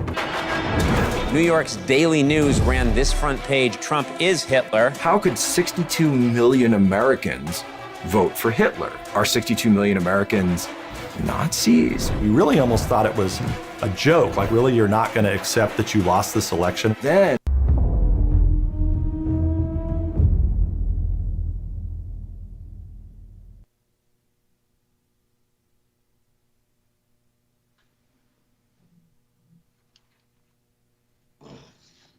Welcome back, America. I'm Hugh Hewitt, Inside the Beltway Live. This is the time of year when I ask you to support the Alliance Defending Freedom, and this is the last week that I ask you to support the Alliance Defending Freedom, and I always bring in the closer, like bringing Mario Rivera from the Yankees to close. Matt Sharp is a senior counsel at the Alliance Defending Freedom. Matt, you put on a tie. It's like 7:30 in the morning. What's wrong with you? I wanted to get spiffied up for you, Hugh. Well, you're very spiffied up. What I need you to do is to explain to people that just because we have 3 justices who are conservatives on the Supreme Court in a 6-3 originalist bent, ADF can't lay down its efforts and they can't stop supporting ADF. Why? That's exactly right. Well, every day Americans are facing more and more threats to their freedom. So, for example, the biggest one we're seeing right now is Biden administration's threat to impose this nationwide vaccine mandate on employers and nonprofits with more than 100 employees. And ADF is committed that if the Biden administration follows through on that, we're going to challenge it. Because while we may have different views about vaccines, I think we can all agree that the federal government should not be forcing that on employers. So it's threats to freedom like that is why ADF is here. Now, tell me a little bit, Matt, about where you'll find the client for that, because I have opined. It's unconstitutional. The president has authority over the executive branch and over the military. He can mandate vaccines there. He has no police power. You know that. I know that. I've been teaching the Constitution for 25 years. There is no general police authority in the president to deal with this. Where will you find the plaintiff? Because everyone will be asking you, please help us, ADF. What will you do? Yeah, we've already gotten lots of calls from small business owners, from nonprofits and others that say, we don't like the federal government coming in and telling us how to operate our business. We don't like them making us do their dirty work for us and tell our employees that they have to get vaccinated or lose their jobs. And so I think there's just a lot of these nonprofits and employers that don't like this federal overreach and that don't like the federal government interfering with how they operate their business. Now, Alliance Defending Freedom has been around for a long time. Can you explain to the audience why a $100 contribution matters? And if they can do more, do more. Yeah. Every case we take, whether it's a small demand letter or something that goes all the way to the U.S. Supreme Court, we do free of charge. And so that means every $100 donation enables us to take up another matter, to take that case to the next level, to get that precedent that helps ensure freedom for the next generation of Americans. Now, Matt, you've got so many great lawyers there. Kristen Welker, and you've got Matt Bowman, and Jordan Lawrence, and David. I mean, I know them all. They come on the show. They talk to me. You got John Birch now, who looks like he's 16, but is nevertheless the former Solicitor General of Michigan. You got all these terrific people. They can't work for free, and you don't charge your clients. So where do you get the money? Yeah. It is 100% donation focused. We are supported by donations, large and small, that enable us to do our case, that enable us to hire the best legal minds in the country and to take the best cases up to the U.S. Supreme Court. Because when you get to the Supreme Court, you don't want your backbenchers. You want the best people up there making the argument, defending our freedoms. And that's what we do. And that's why these donations are so vital to our work. And at the same time, you're preparing a new generation. This goes over to what Jeff Ventrell has been doing for so long. Jeffrey has been running the Blackstone program. Would you tell people what that is? Yeah, and I'm a beneficiary of that. Blackstone program, it takes bright legal minds in law school, and we do an internship where we train them on originalism. We train them on what our founding freedoms mean, and then equip them to go out and to be judges, to be attorneys at big law firms, to be defenders of religious liberty. So we're not only bringing the arguments from the outside into the legal system, but we're helping transform it from the inside by training up people that are willing to take the hard jobs, to go in and be government officials to help preserve our freedoms from the inside of the government.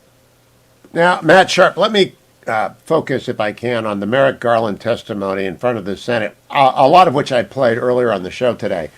It was a bad day for the Attorney General, but Tom Cotton, I think, spoke for a lot of Americans when he said, thank God you're not on the Supreme Court. What are you going to do to protect the parents who are targeted by the Department of Justice and the National Association of School Board for speaking their minds against ridiculous mandates and against the idea that CRT has a place in the school? Yeah.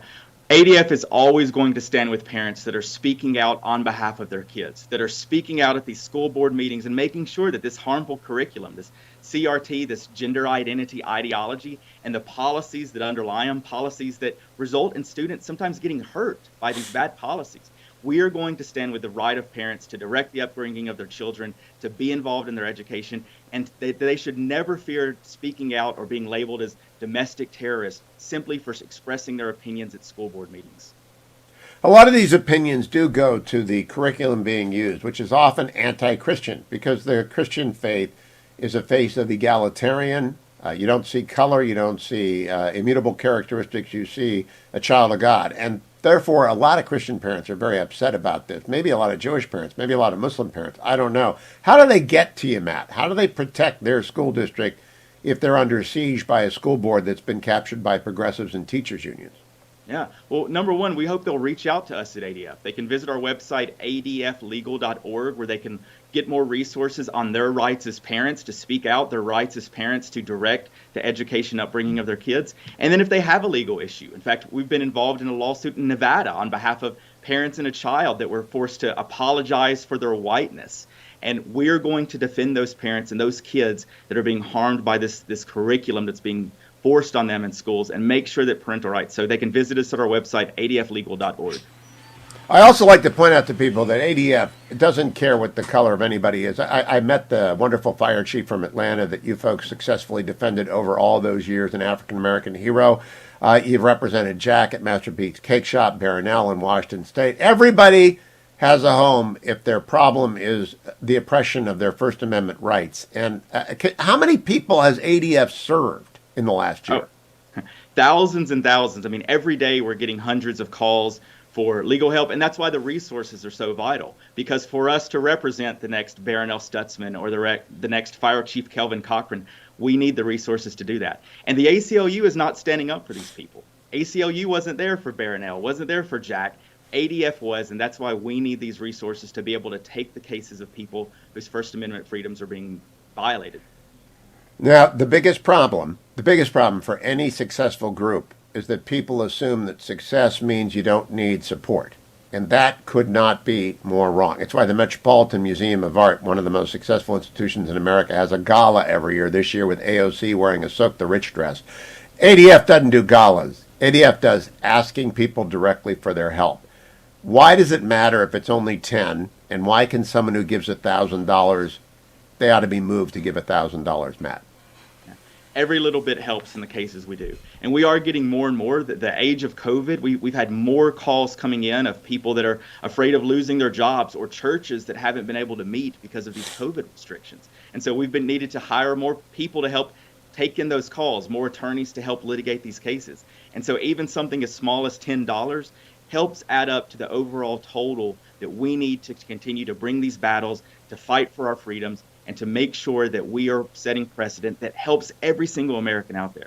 So whether it's $10 or $1,000, it matters. And if you're going to give that amount of money, whatever it is, go over to HughHewitt.com, find the banner at the top. And Matt, if someone wants to become a deep investor in ADF, meaning that they have been persuaded over the years that you really need and deserve significant financial support from a family foundation, from a private charitable foundation, any other, who do they call at ADF? I don't want them to go to the website and give it, actually I do want them to go to the website and give it over the HughHewitt.com, but also big donors who are really committed to the cause need to call someone. Should that be you? have them give me a call, and I'll definitely connect them. We've got some great people on our development team that would love to share the vision of ADF with them and help them find the things that we're doing that maybe really move them. I know we have some people that love the work we do in life, or that love the work we're doing in college campuses to defend free speech there. Whatever your interest is, we can find a cause at ADF that fits that you can really get excited about. Meet some of our attorneys, meet some of our clients, and really get plugged into the work that we're doing here. So if you want to give the widow's mite, go to HughHewitt.com. If you want to give 1,000 or 5,000, go to HughHewitt.com. If you really want to become one of the people that keep ADF through the dry spots, then get a hold of Matt Sharp. Matt, Thank you for joining me, for putting on the tie. I'm very impressed with your putting on the tie this morning. And go Alliance Defending Freedom. It's great to see you, Matt. You too. Thanks, Hugh. HughHewitt.com, America, HughHewitt.com.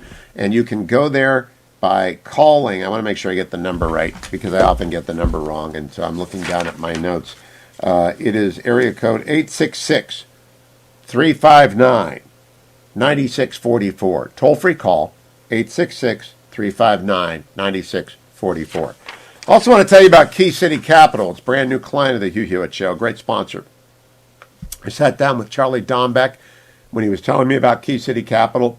And for the first time in 21 years, I've had a National Wealth Accelerator client. This is a series of accountants and investors who offer you high-end services to make big investments, to maintain your capital and grow your income. And Key City Capital does that primarily through passive investments in real estate and through aggressive accounting that is legal and certain. The very best people in the world doing this. And I thought Charlie was one of the more impressive people I've ever met.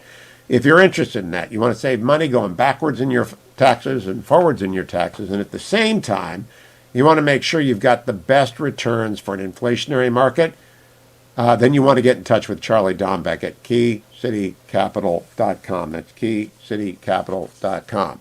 If you're buying a home, andrewandtodd.com. I want to look at the 10-year mortgage again from this morning. andrewandtodd.com, or with Sierra Pacific Mortgage, great sponsors of the show. The 10-year Treasury this morning is at 1.529%, 1.53%. That's down 1/10 of a point over yesterday. And I don't know why.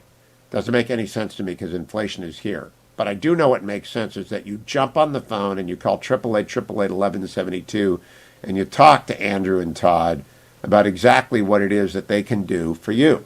Because you need to get into a house now.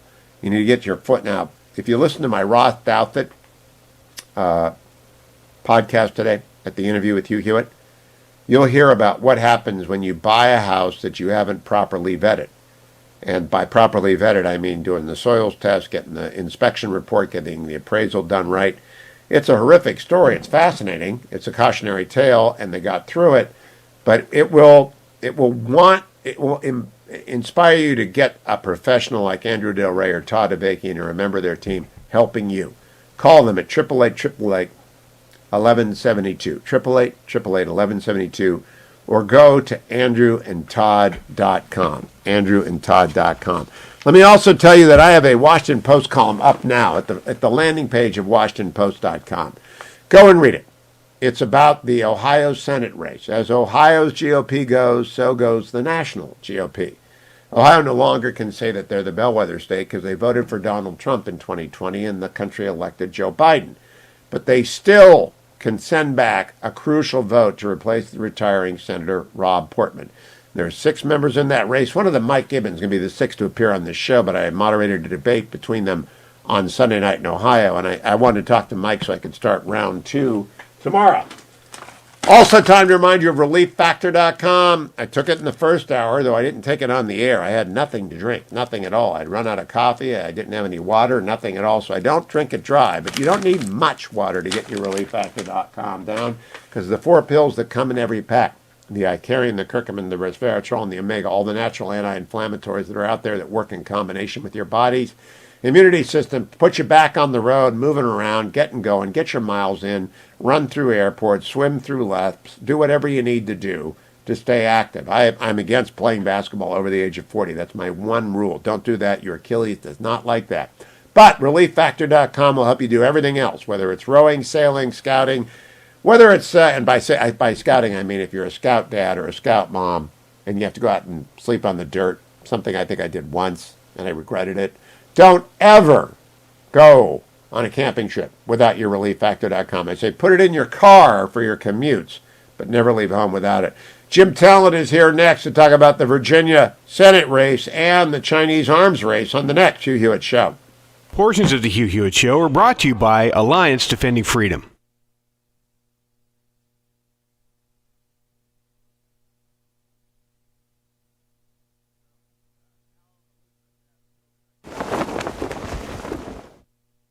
This is Carol Platt-Liebau for townhall.com. 30 years have passed since Justice Clarence Thomas was confirmed to the U.S. Supreme Court. His tenure there has been consequential indeed. He's the court's foremost proponent of natural law, an understanding that our individual rights are transcendent and come from God. This understanding undergirds his approach to the Declaration of Independence and the Constitution, powerfully informing the justice's unyielding commitment to limited government and equal justice before the law. Over the last 5 years, Justice Thomas has authored more opinions than any of his colleagues on the Supreme Court. His influence only continues to grow, and he's beloved by the scores of people who know him. He knows the names of the children of the marshals who guard the courthouse. He's mentored generations of clerks, treating them like family, and his distinctive, hearty laugh rings out within his judicial chambers.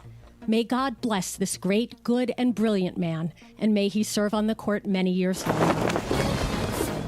Trending now on the Dennis Prager Show.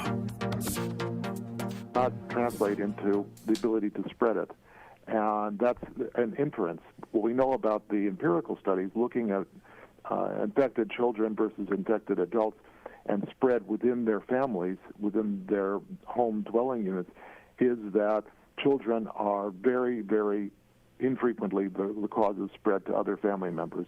It's almost always the adults spread to children, not the other way around. So we know from empirical studies that children don't spread the infection. And that being the case, there's little rationale for putting, masking children where we don't know that the mask has appreciable benefit, on top of the fact that the children don't really spread the infection very much. Keep up with what's trending. Subscribe on YouTube and at rumble.com. Trending now on the Larry Elder Show. And by the way, have you contracted the coronavirus? Have you had it? I have. I had it about a year ago. Well, did you make the argument that the immunity is stronger than the vaccine? Not in my religious exemptions interview, I did not. Mm-hmm. Yeah, but that argument's essentially removed. It's not on the table. We Right. tried to negotiate that at the beginning with our association, and it just was an argument the city was having because they were saying we're tied to the mandate, and the mandate doesn't allow for that. Amazing. I played the other day an undercover video by an organization called Project Veritas, and they recorded 3 scientists with Pfizer, all admitting that contracting the coronavirus and surviving it gives you stronger immunity than the vaccine. All admitting it. And a couple of them admitted that they can't say it publicly. They signed non-disclosure agreements. And if they ever said anything about this, they'd be in real deep trouble.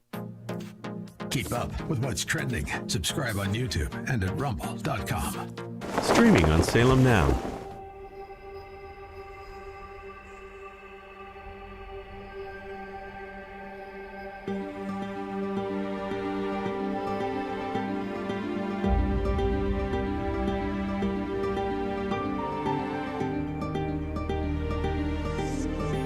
¿Cuánto queda? No queda nada. .com. Trending.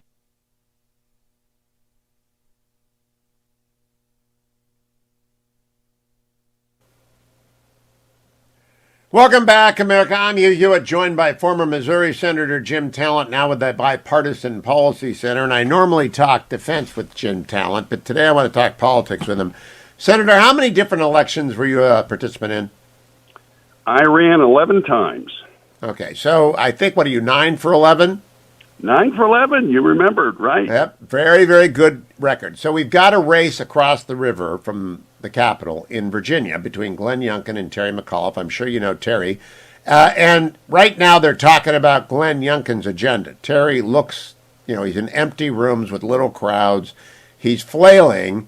The president went over there and he got about 500 people to show up. What do you make of that race? As a former candidate who has both won a lot and lost a couple of times, what do you think's going on? Yeah, there's a couple of questions you always want to ask at the end of the race. So, what issues, what messages are being talked about? It was it's what they used to call the seen, read, and heard. What are people talking about going into the election? And I think that's very favorable for Youngkin. And then the second question is who has the momentum going in? Because if a race is close, the side with the momentum is usually the one that wins. So I think people are right. I mean, if I was a betting man and I put money on this, I'd bet on Youngkin. But, it's very close, and people need to turn out. I mean, obviously, if they haven't voted already. I remember when Matt Bevin won an unexpected victory in Kentucky, and the polls had him 5 behind, and he won by 5. It was something like a double-digit swing between the polls. I think Youngkin sounded so optimistic yesterday when Glenn Youngkin appeared on this show, and Terry McAuliffe just looks betwixt and between. Now, the key question to me is this cryptic message from Donald Trump last night that he'll be seeing voters in Virginia. Democrats seized on this. And my initial response to someone who told me about it was, if Democrats are counting on a Donald Trump visit to Virginia to swing an election to them, they're in really bad shape. Do you share that sentiment?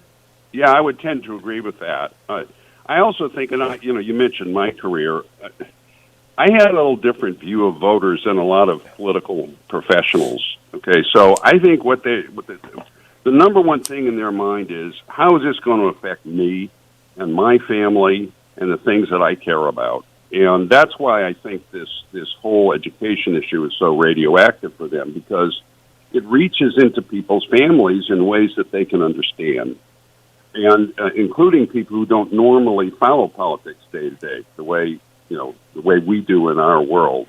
I just think that's very, very difficult for them. I tend to agree with what Rick Scott said. I think the cycle looks very good for Republicans for a lot of reasons. And, he ticked them off. The border, inflation, I mean, it's just one thing after another. And it's traceable in most cases to the policy of the Biden administration. So, yeah, I mean, I tend to keep my hopes down, you know what I mean? So I'm not disappointed, but I feel pretty good about it. So I want to go to something you won't feel good about, which is a missile gap, a real missile gap. General Milley acknowledged it yesterday. Do you think the American people are internalizing what it means? No, not fully, because it's not being explained at the highest strategic level to them. So what the Chinese want to do, and we had a chapter on this in the China Commission report last year. Okay, so this is what they want. They want us to recognize that the South and East China Seas are their territorial waters. They want us to abandon our treaty alliances.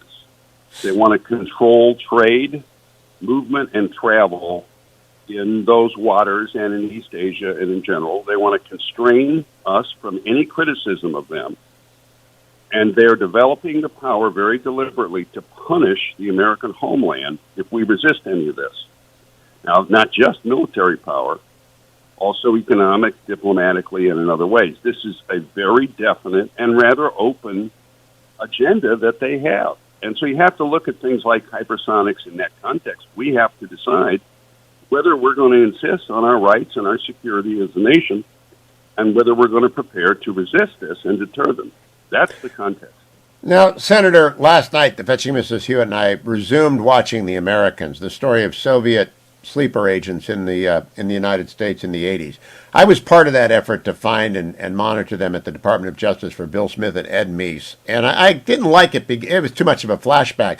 But last night I found myself thinking, the Soviets were that aggressive and that good at it in the 80s. How good are the Chinese and the Iranians today? Does that bother you? Yeah, that's one of the tools they use. They're very aggressive. Now, people disagree about how good they are at it, but they're definitely penetrating really every level and aspect of American society with their message, and trying to control through different means different centers of influence. And they have a lot of money they throw around to do it, and you can look at particular places and see what they're doing. So, yeah, they have a whole United Front Work Department, hundreds of thousands of people. That's officially what they do. But it's, yeah. What about espionage? Do you think they do the same things that the Russians used to do, the dead drops, that sort of stuff, turning people? Yes. They do, and that's one aspect of it. I mean, outright illegality. But there's a whole series of domains in which they are trying to control what we see and what we think about them. People should be aware of this. I'm going to talk with Jim Talent about that in the weeks ahead. They should be aware that when you're watching The Americans, you're looking at like an ancient version of what the modern espionage games are like. Jim Talent on Twitter by that name, at Jim Talent. I'll be back in the third hour, America. Stay tuned to the Thursday edition of the Hugh Hewitt Show.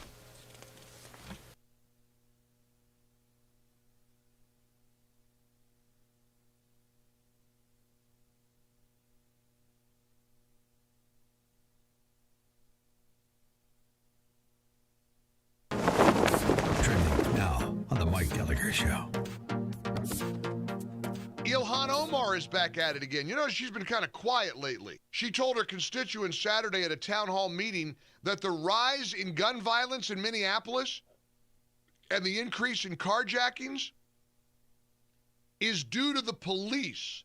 They have chosen, she said, not to fulfill their oath of office and provide the public safety they owe to the citizens. Now, this is rich coming from her.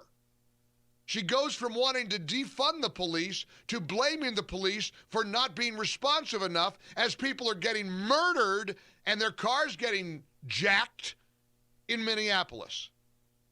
That's the left. That's today's Democrat Party. It is an extraordinary thing to witness. They're anti-police. They're against parent involvement in their kids' curriculum. They want to gouge us with more and more taxes. They want to force you to comply. They'll cancel you if you don't comply, ask Dave Chappelle. And evidently, they're okay with strapping little defenseless beagle puppies into cages where their little faces are eaten off by giant sandflies. Let me tell me some more about the Tony Fauci dolls. I want to hear some more about people wearing their Tony Fauci shirts. How long does this guy get to stay in power? Keep up with what's trending. Subscribe on YouTube and at rumble.com. Trending now on America First with Sebastian Gorka. Facebook did two things basically in the 2020 election, one of which we've known about for a while. They basically censored information that was negative about Hunter Biden and Joe Biden. They promoted information that was negative about Donald Trump. And I really believe that swung the election in a really important way. But I think more profoundly, I think that Zuckerberg, what we're learning is that he put $420 million to buy up local boards of elections. He did it in an extremely partisan way. And I think it basically rigged the election. I mean, all of us are sort of scratching our heads wondering what really went on in 2020. And I think a big piece of the puzzle is understanding that it was not the people's representatives that were counting ballots, that were canvassing elections. It was partisan hacks that were installed by one of the most powerful people in our country. So have we seen enough of a response to that, a requisite pushback in the last 10 months? Are we going to see it just happen next year? Will it be $1 billion, JD? You know, I don't think there will be $1 billion, but look, this is where humans have the ability to push back against this stuff, right? You know, we need to be men of action in this moment, and Americans need to say, look, no more of this. We need to actually ban Zuckerberg money coming in and buying up Democratic votes in our election, or we're never going to have a free and fair election in this country ever again. People are woken up to it, so I think there's going to be a little bit more hesitancy from people like Zuckerberg to go in and buy the election. But when they try to do it, and they will, Seb, we need to be ready to push back. We need to be filing lawsuits. We need to be, getting up and protesting. We need to be aware of what's going on. And I think I'm optimistic because we are at least aware of what happened now. Keep up with what's trending. Subscribe today at rumble.com.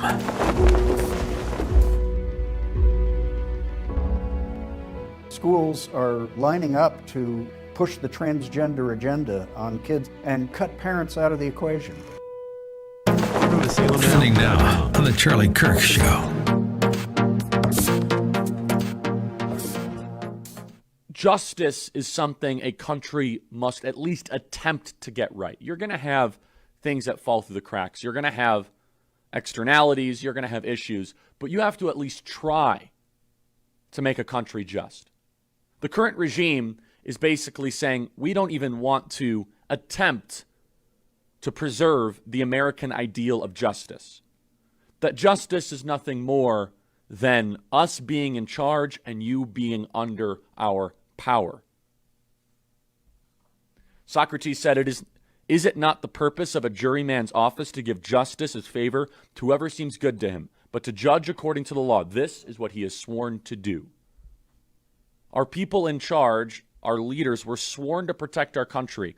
1.7 million people just waltz right into the country. They get to have anchor babies. The other side wants to give them amnesty, wants to make them citizens. This is not sustainable. We know it's not sustainable. And the ruling class, in both parties, by the way, the Republican Party and the Democrat Party, they want this for votes. They want this for government dependency. They want this for cheap labor. Now, I'm pleased to see that Texas is now stepping up and saying we're not going to put up with this. Texas needs to defy federal authority, arrest every single person that comes from this caravan. They need to be welcoming this caravan, not with benefits and signs, but with handcuffs and chartered flights back to right where they came from. Immediately. No questions asked. Don't put them in front of a judge. Put them on a plane and get them back. They broke the law. That would be justice. A 7-year-old would say, yeah, they deserve to go back because they broke our laws. Keep up with what's trending. Subscribe on YouTube and at rumble.com. Trending now on the Eric Metaxas Show. Because David French said that he hoped Biden won the election because he found Donald Trump to be somebody who had no character. He believed that Donald Trump was somebody who he just simply could not abide the thought of Donald Trump winning, and he preferred a person like Joe Biden. Now, to me, this is absolutely astonishing.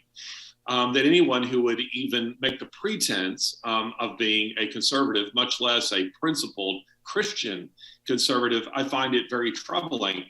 But the other thing that I found troubling about this, Eric, is the fact that French uses scripture to back positions of this kind.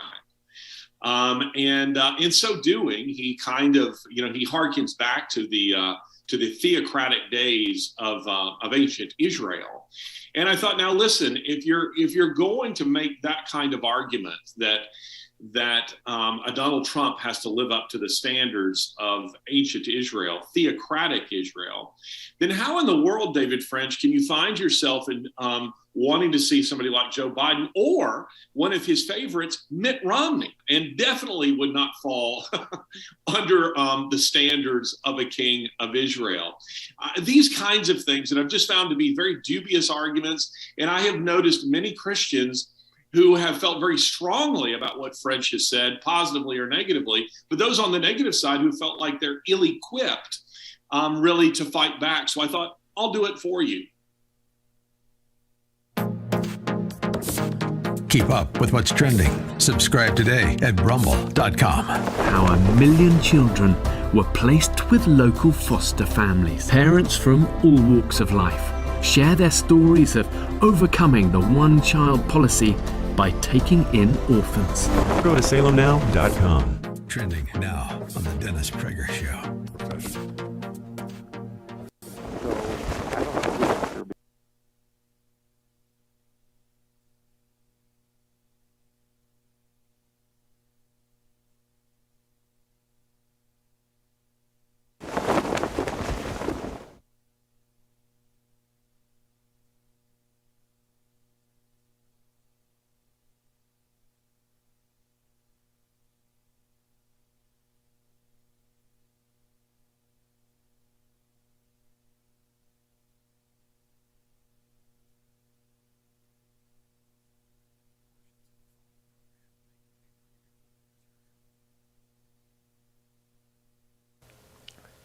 Morning, Glory America. Bonjour, hi, Canada. I'm Hugh Hewitt, live inside the Beltway, joined by Mike Gibbons, Mike and I were together on Sunday night in Columbus, Ohio, along with Aaron Barrett of the Center for Christian Virtue, 1,500 other people, and 5 other Senate candidates, as we had the first major debate of the Ohio Senate campaign in 2022.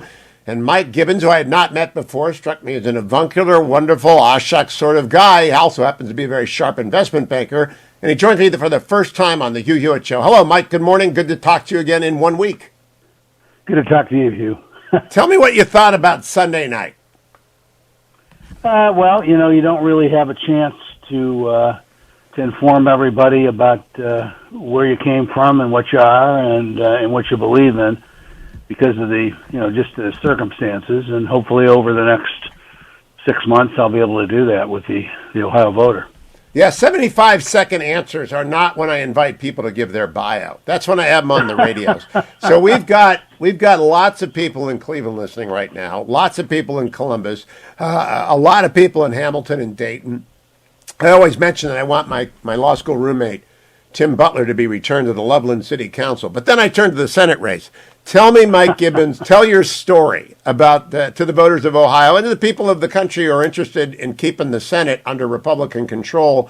That means we need to nominate someone who will win for the retiring Rob Portman.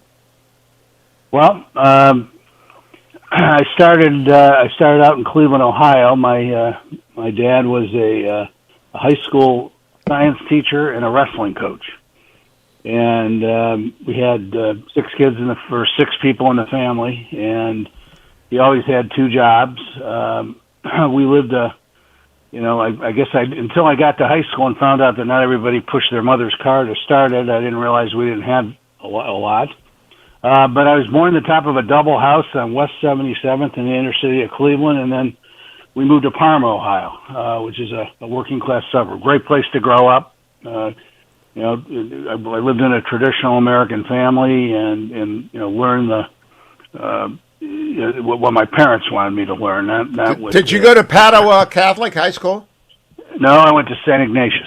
Okay, you're one of those people. Well, I went over and did a fundraiser for Padua for my friend David Zvagno, and I really enjoy Parma. For a Warren guy to say that, that's a lot. I do too. In fact, we're going to spend a lot of time there. Parma, believe it or not, even though you don't think of it as a major city, it's the 7th biggest city in Ohio. Oh yeah, and, We're going to do a bit of campaigning there. So, Mike, you get out of high school. What do you do? Go off to college. In fact, I probably should tell you, I had a paper route. I worked in a greenhouse. I worked on a factory floor down in the Cleveland Flats, and I really got into what I thought I was going to end up doing with my life, which was concrete construction. And I did that all through college. I ended up at a little school in Ohio called Kenyon College, and studied economics and political science there. And Gambier is well known to all of us who love Ohio. I don't know if it's as left wing as Oberlin, where my dad and brother went, but it was Kenyon might be heading the woke way. I'm not sure. Well, it is, but I can tell you when I was there, I had a double major.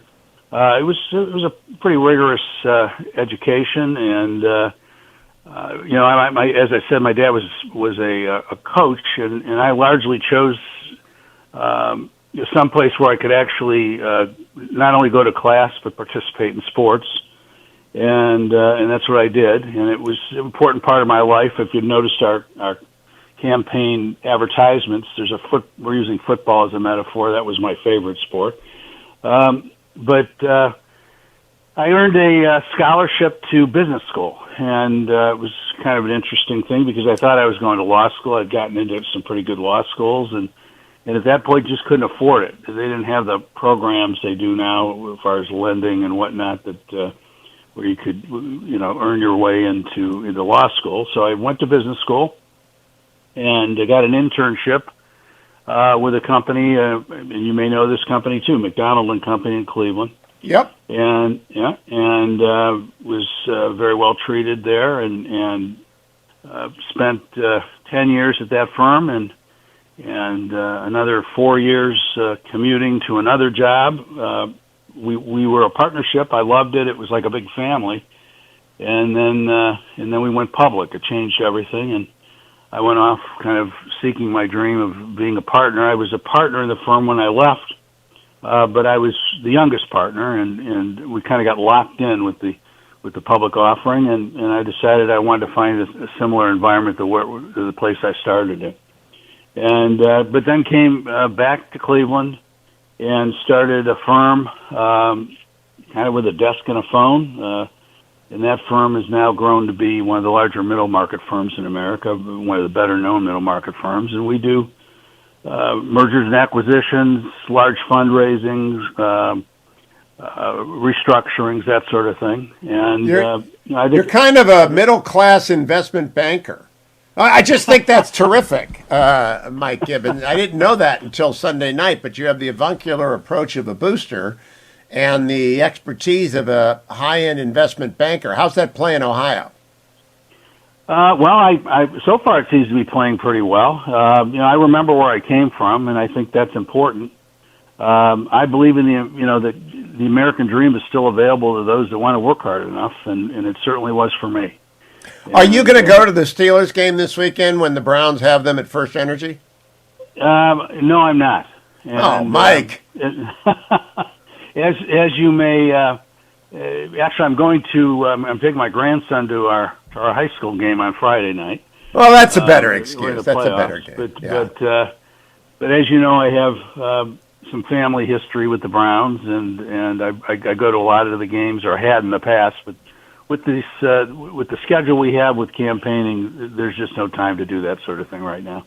Now, I got to ask you about that debate that we had on Sunday night. It does move at 30-second questions, 75-second answers.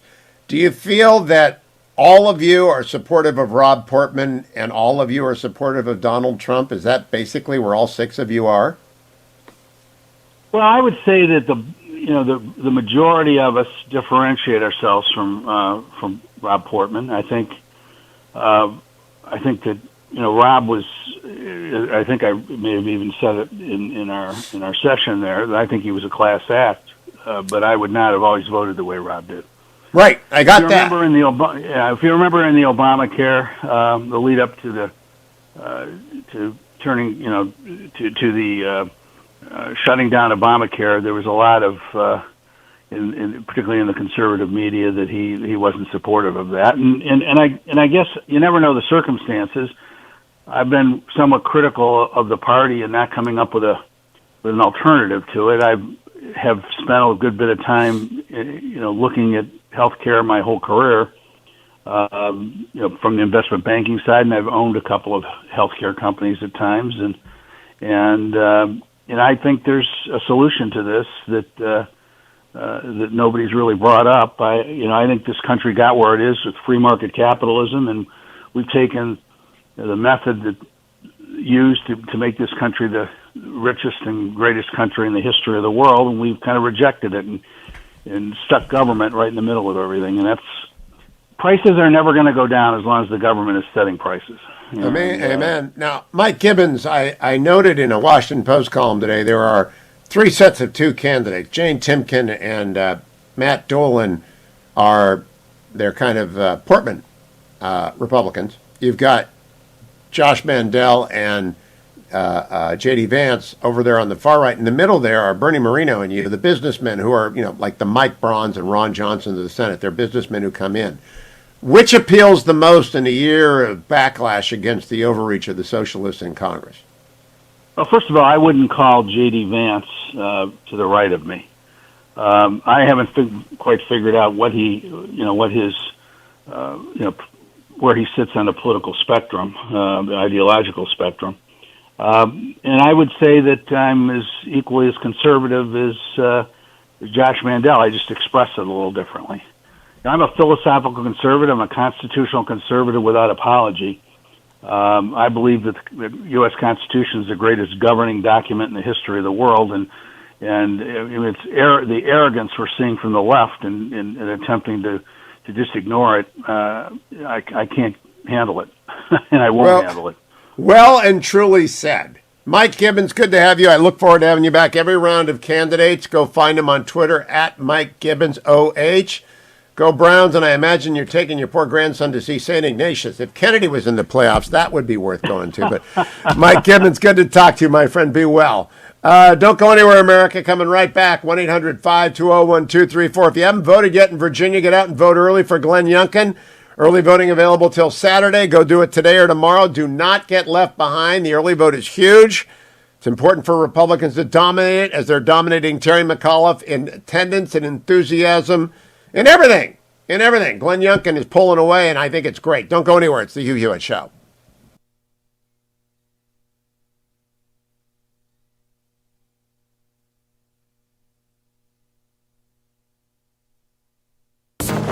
Trending now on America First with Sebastian Gorka. How buoyed are you that Americans are finally waking up, JD? Look, I'm very excited about what I'm seeing. Certainly in Virginia, but also in Ohio. It feels like there's a real grassroots movement brewing on the conservative movement right now. And it's, just like in times past, it's not just the politicos, it's not just the establishment folks.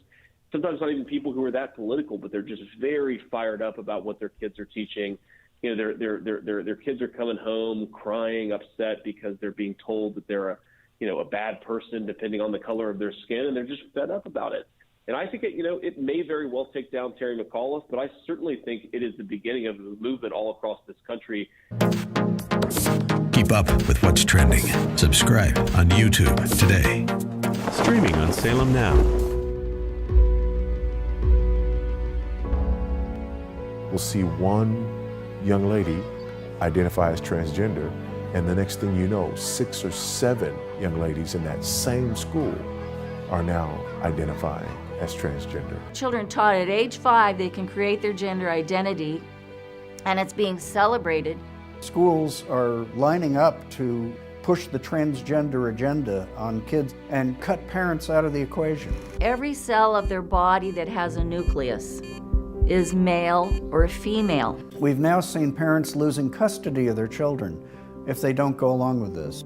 We've all been created XY or XX, so that means there's only 2 genders. And so really the battle is against the creator.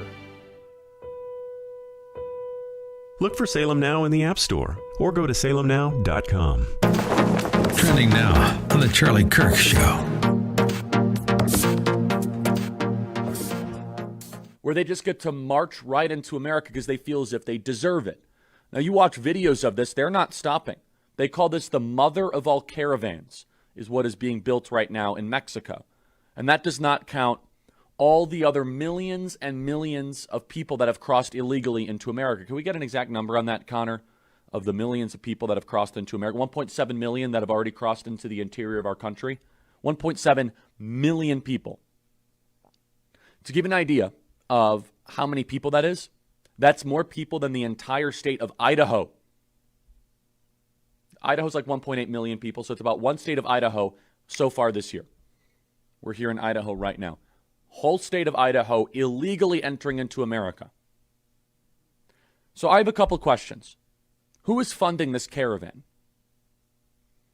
Republican attorney generals in red states, they need to start to investigate the money flows because the Department of Justice is too busy going after moms and dads at school board meetings and using the Patriot Act against them. Republican attorney generals need to start to open up investigations saying, who's funding these caravans? Who's funding the ability for people to illegally enter into our country, a crime? That is a criminal enterprise that no one cares about. No one even wants to talk about. But this cuts at the very core of what it means to be a citizen in the American constitutional system, where if you feel as if that the lawful are penalized to an unfair extent, and if you just get to come from Nicaragua, you get to just walk into the country, no questions asked. Keep up with what's trending. Subscribe on YouTube and at rumble.com. Trending now on the Eric Metaxas Show. Are not merely corrupt, but that they've been weaponized. We are now all rooting for his success. That's not what happened. It was a complete ambush. I thought it's early enough. Let's just send a couple guys over. And the audience was, ha ha ha ha, how funny to set up an innocent man. It divided the country in ways that people can't imagine. It's inspired massive violence. Look for Salem Now in the App Store or go to salemnow.com. Trending now.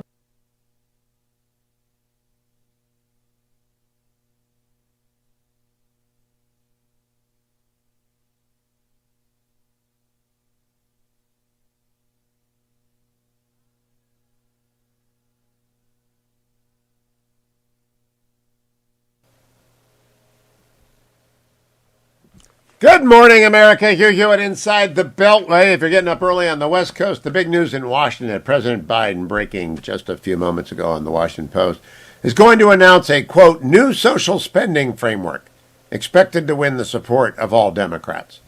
And then you read down in the article by Tyler Page, Sean Sullivan, and Tony Rahm, and you realize there actually is no agreement among the House Democrats and the Senate Democrats, and there is no commitment from either Joe Manchin or Kyrsten Sinema to go along with this.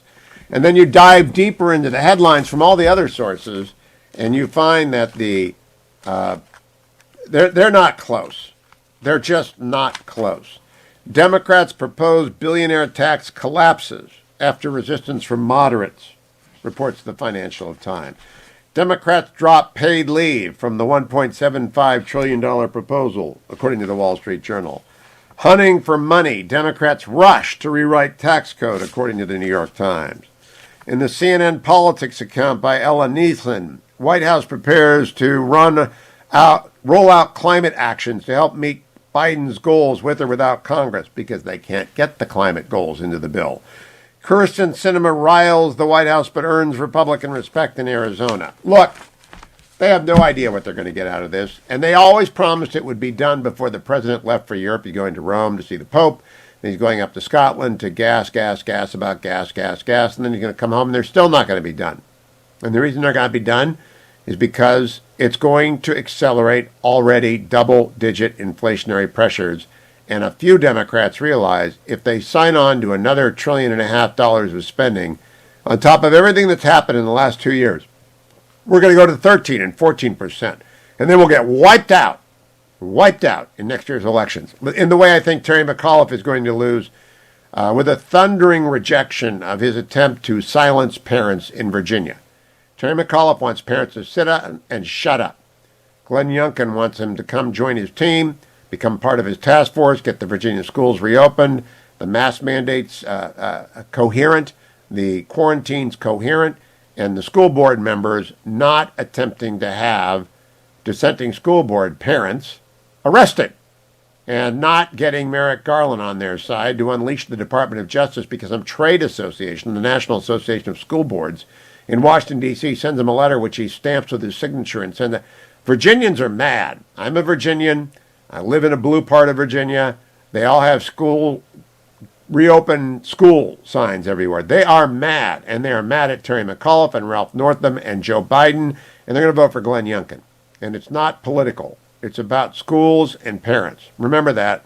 It's not about, by the way, the Build Back Better boondoggle not getting through the Congress. It's about Terry McAuliffe being dismissive and insulting, calling everyone who's worried about CRT racist, saying they're using dog whistles. It's not going to fly. Let me go and check the markets this morning, brought to you by AndrewandTodd.com. Andrew Del Rey, Todd Avakian. Overseas this morning, it's a mixed market overseas. The 10-year Treasury is down to 1.529%. Dropped a little bit after edging up towards 1.7% this week. That means the door is still open, but you got to call. 888-888-1172. You want to get out and get into the housing market now if you're a youngster, if you're a parent or a grandparent, become a non-occupying co-borrower. That means you sign on the application for your son or daughter, your grandson, your granddaughter to get in on the housing market. You use your credit and their credit to jointly get them on the loan. Don't even think twice about it. Call up Andrew and Todd at 888-888-1172 and talk with them about it. Wall Street Journal story today, an editorial. The accelerating Illinois gerrymander. I just want to point this out that right now, the GOP has 5 of 18 seats. The Illinois Democrats have released a new map that will drop the GOP to 3 of 17 seats, and they're thinking about going for 2 of 17. Gerrymandering is alive. It's in both parties, and it's not a problem. It's the way the world works. And Illinois Democrats are going to try and crush Illinois Republicans, and it is their right, unless they are using race to draw the lines, which is unconstitutional.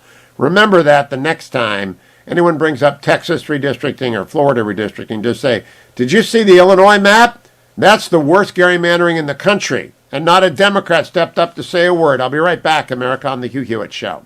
Hey, listener feedback time. You know who the standout culture warriors are this year, and we need you to nominate them in Salem's annual Culture Warrior of the Year Awards. Go to HughHewitt.com, click on the banner, and nominate your Culture Warrior of the Year.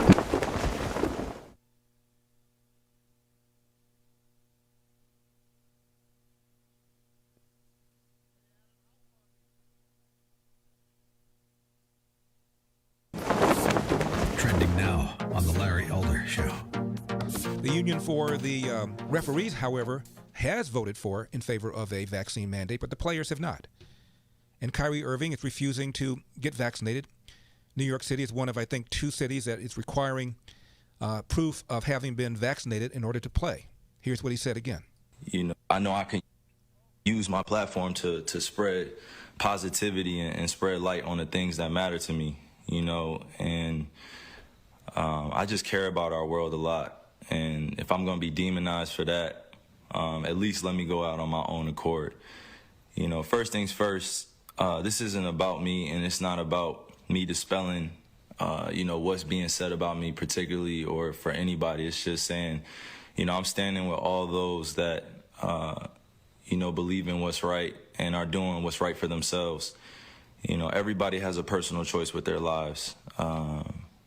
Everybody has a right to feel a certain type of way. Everybody's entitled to their own opinions. Everybody's entitled to do what they feel is best for themselves, and putting me as a hero or painting me as a villain, sort of say, or going against the vaccine mandates, like that wasn't my intent at all. And to be sitting in this seat here and seeing, the way that this is dividing our world up, being vaccinated or being unvaccinated, it's just sad to see. It's creating a lot of division, a lot of confusion, a lot of people saying things that are untrue. We're not giving space for each other to speak. You got doctors out here working hard, physicians out here working hard, and everybody's trying to do what's best for them and their families, which I respect. And I'm always going to put that first. Keep up with what's trending. Subscribe on YouTube and at rumble.com. His most amazing discoveries thought to be written in a lost journal. Now, in the right hands, it could revolutionize the 21st century, but in the wrong hands,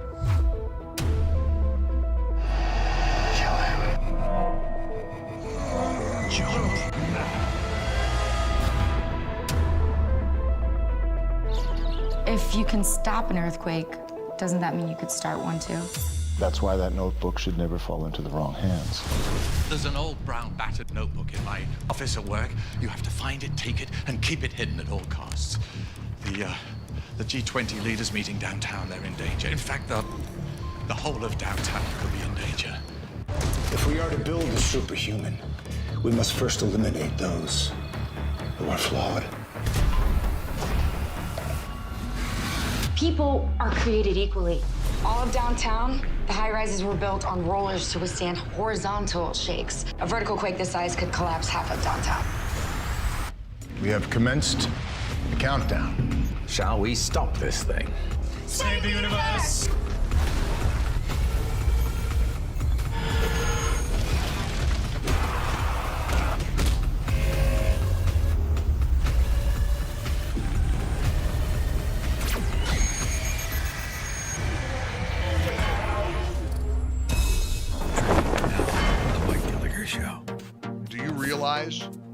That Terry McAuliffe is still going around saying that Stacy Abrams had the election in Georgia stolen from her? I thought you weren't allowed to question the outcome of the election. And he's running down the democracy saying that our elections are not fair. The next day. She would be the governor of Georgia today had the governor of Georgia not disenfranchised 1.4 million Georgia voters before the election. That's what happened to Stacy Abrams. They took the votes away. Uh-oh. Hey, YouTube, you better ban me, because I just played a clip of Democrat Terry McAuliffe claiming that Stacy Abrams had the election stolen from her. That's election misinformation. If Virginia elects Terry McAuliffe next week, you'll deserve every bit of the misery you're going to get. Keep up with what's trending. Subscribe on YouTube and at rumble.com. Trending now on America First with Sebastian Gorka. How buoyed are you that Americans are finally waking up, JD? Look, I'm very excited about what I'm seeing. Certainly in Virginia, but also in Ohio. It feels like there's a real grassroots movement brewing on the conservative movement right now. And it's, just like in times past, it's not just the politicos, it's not just the establishment folks. Sometimes not even people who are that political, but they're just very fired up about what their kids are teaching. Their kids are coming home crying, upset because they're being told that they're a bad person depending on the color of their skin, and they're just fed up about it. And I think it may very well take down Terry McAuliffe, but I certainly think it is the beginning of a movement all across this country that's going to take down a lot of Democrats all over the nation. In the break, we were talking. Keep up with what's trending. Subscribe on YouTube today. Streaming on Salem Now. This is a story.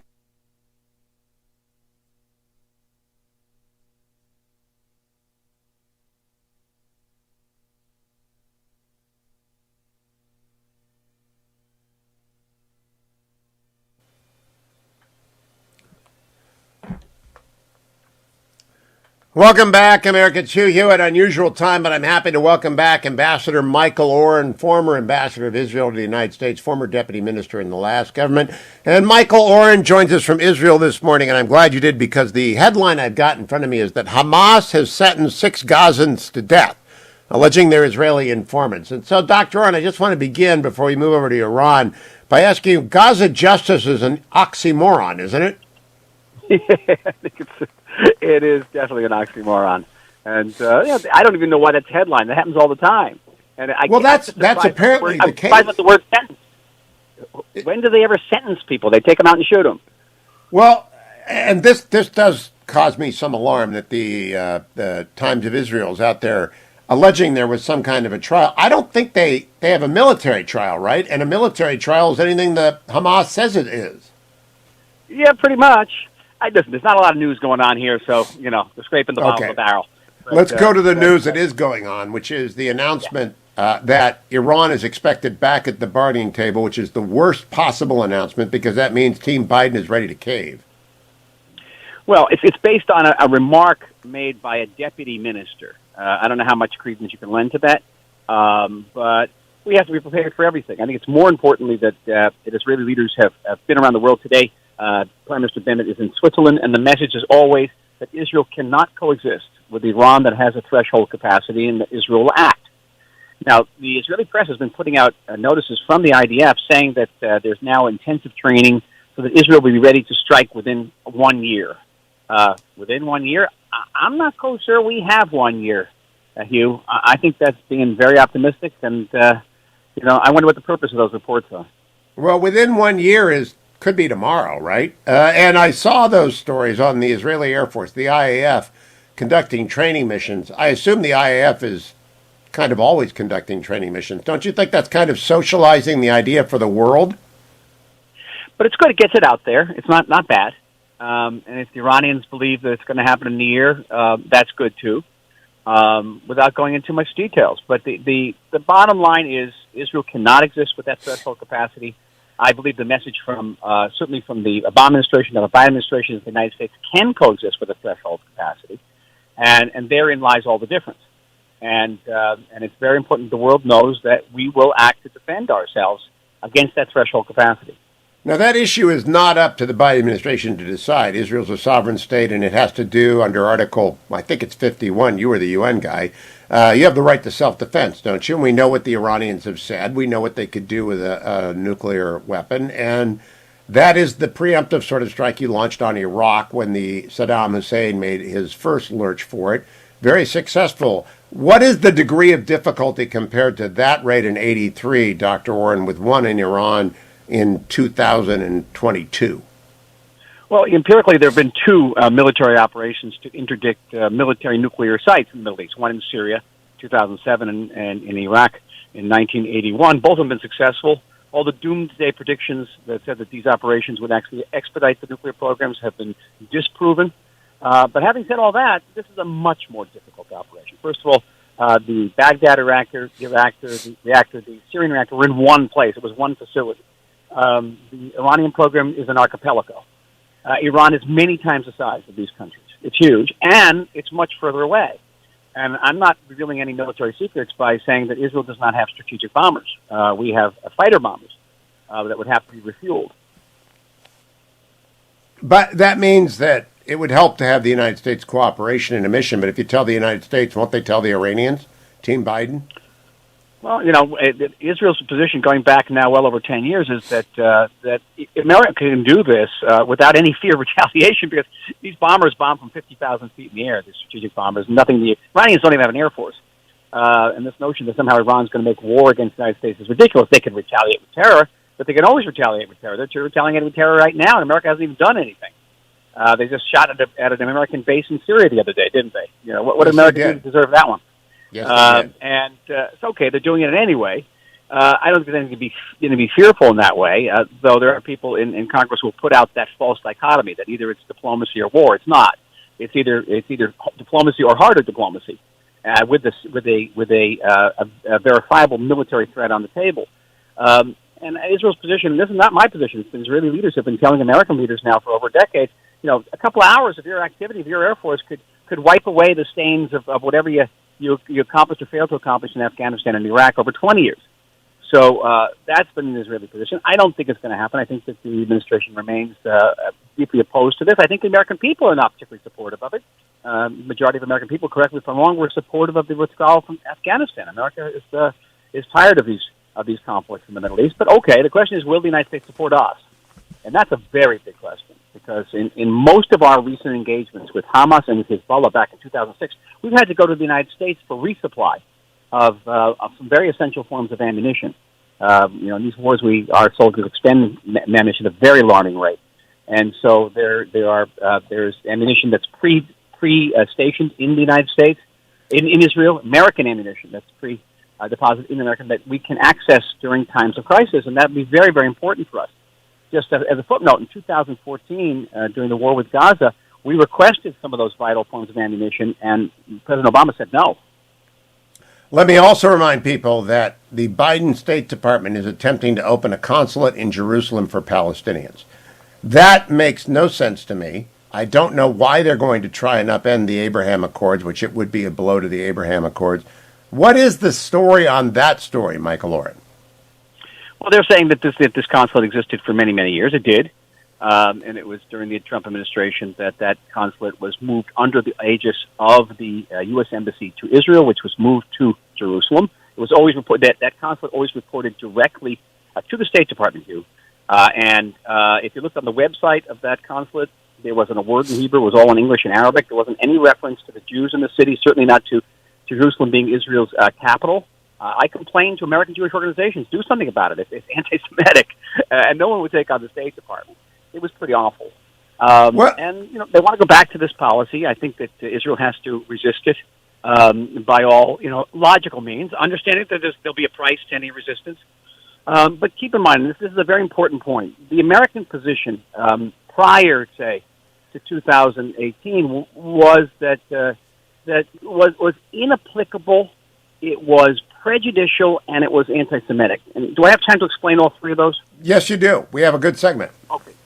Okay. So inexplicable means that inapplicable means you could not tell the majority of Jews in Jerusalem who lived beyond what was once known as the 1967 lines. No one knows what those lines are anymore. To say to them that they can't build in those neighborhoods, it can't be done. No Israeli government could ever abide by doing that. Even a very left-wing government couldn't do that. It was inapplicable. it was prejudicial because it's basically saying that one population in the city of Jerusalem cannot build in certain neighborhoods, but another population could build in any neighborhoods and even build illegally. And if the authorities try to take down those illegal buildings, they'd be accused of illegal demolitions. And anti-Semitic. Why anti-Semitic? Because in what country in the United States does the government say that Jews can't live in certain neighborhoods? What do you say? Yep. Jews can't live in the Upper West Side of Manhattan or in the Upper East Side of Manhattan. That'd be anti-Semitic. But they're saying this about Jerusalem.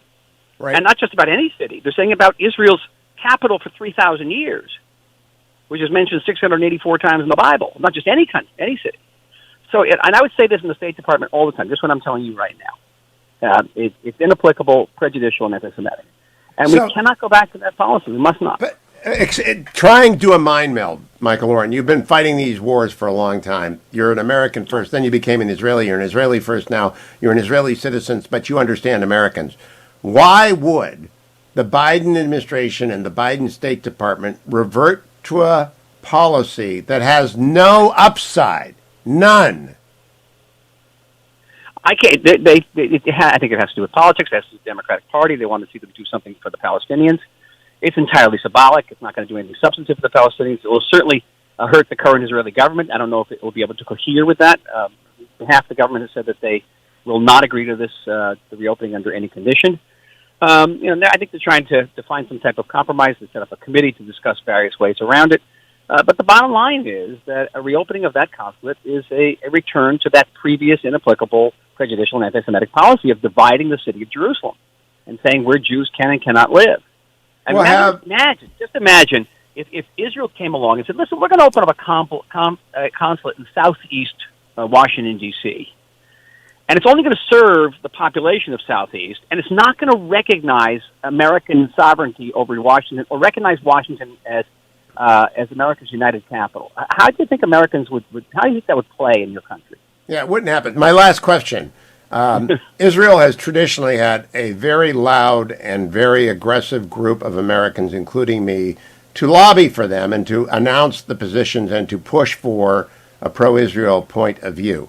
I don't see that on this issue. Is it dormant? Are people afraid of Team Biden? What's going on? Where are the friends of Israel in the United States? I thought there was a moving in the Senate now in Congress to oppose it. So all Republicans, albeit, and they probably won't have a chance of passing, but the voices are being raised, and the marker is set down. Listen, it's kind of a violation of American law because back in the 1990s, Congress passed a law calling for the United States to recognize Israel as Jerusalem as Israel's united capital, and it's kind of a backtracking on that law as well. It took so many years to get that law actually implemented. I think it would be very, very harmful. I'm strongly in favor of Israel resisting it, albeit not at every price. It's important to know that if you're going to take on the United States, you're going to pay a price for it. But to stand on our right to have our capital, our united capital, and not have a foreign country in America, even though it's our great ally, is a foreign country, come in and say, okay, we're going to have a separate consulate for a separate population in your capital. Again, 100% agree. And I think the American public would be in almost unanimous agreement with you, not the far left, but the American public. Dr. Michael Oren, former ambassador to the United States. Follow him at Dr. Michael Oren on Twitter. Thank you, Doctor. Follow me over to HughHewitt.com, and please be generous to Alliance Defending Freedom. I had a great time with Matt Sharp last hour, but I want to play John Birch here on why they need your help at Alliance Defending Freedom. All this work that we do is pro bono solely because of the generosity of the donors, and we encourage them to go to your website, click on the banner, and send something our way so that we can continue to do the good work protecting life in this country.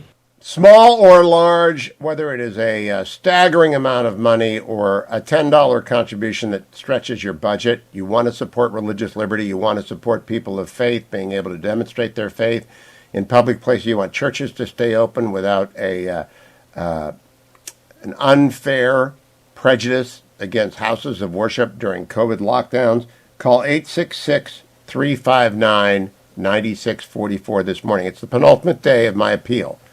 That means Steelers fans second to last. Steelers coming to Cleveland this weekend. It's going to be a bad day for Terry. Not Terry. I always say Terry. Big Ben.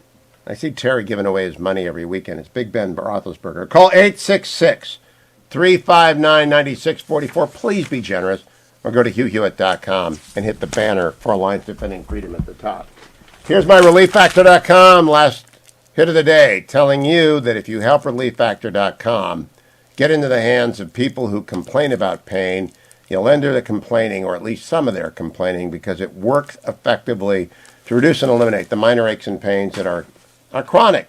They come with getting older, or they come with sports, with any kind of athletic activity. If you're doing a good workout, you're going to feel a little bit tired, a little bit sore at the end of it. And if you're a day older, you're going to feel a little bit tired and a little bit sore. Give Relief Factor a chance to work for you, as it does for me and tens of thousands of people who listen every morning to the Hugh Hewitt Show and hear me talk about it 3 times a day. I take my Relief Factor in the first hour. I remind you about it in hours 2 and 3 before you leave the house for a commute. Coming back with a new congressman from Southern California. Not yet, but Shawn Collins is going to get there. Stay tuned. Portions of the Hugh Hewitt Show are brought to you by Alliance Defending Freedom.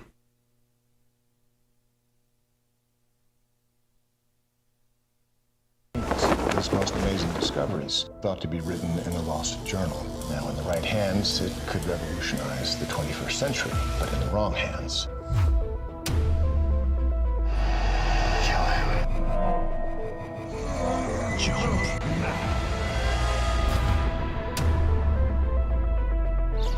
If you can stop an earthquake, doesn't that mean you could start one too? That's why that notebook should never fall into the wrong hands. There's an old brown battered notebook in my office at work. You have to find it, take it, and keep it hidden at all costs. The G20 leaders meeting downtown, they're in danger. In fact, the whole of downtown could be in danger. If we are to build the superhuman, we must first eliminate those who are flawed. People are created equally. All of downtown, the high-rises were built on rollers to withstand horizontal shakes. A vertical quake this size could collapse half of downtown. We have commenced the countdown. Shall we stop this thing? Save the universe!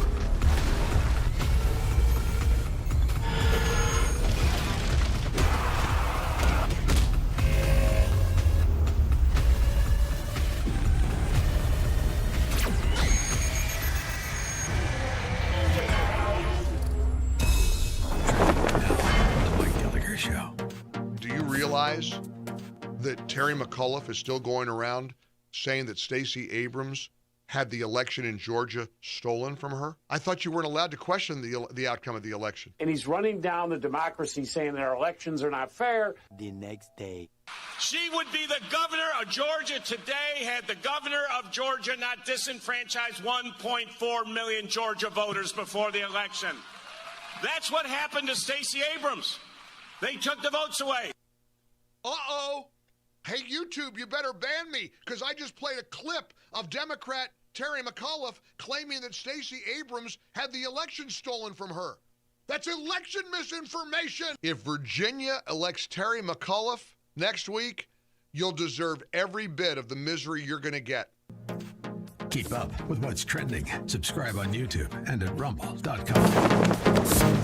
Trending now on America First with Sebastian Gorka. How buoyed are you that Americans are finally waking up, JD?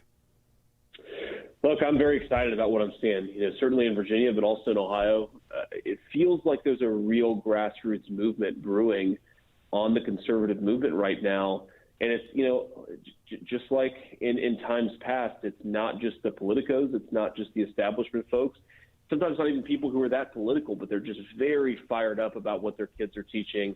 Their kids are coming home crying, upset because they're being told that they're a bad person depending on the color of their skin, and they're just a really important way. Keep up with what's trending.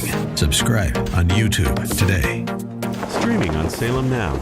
This is a story of how 1 million children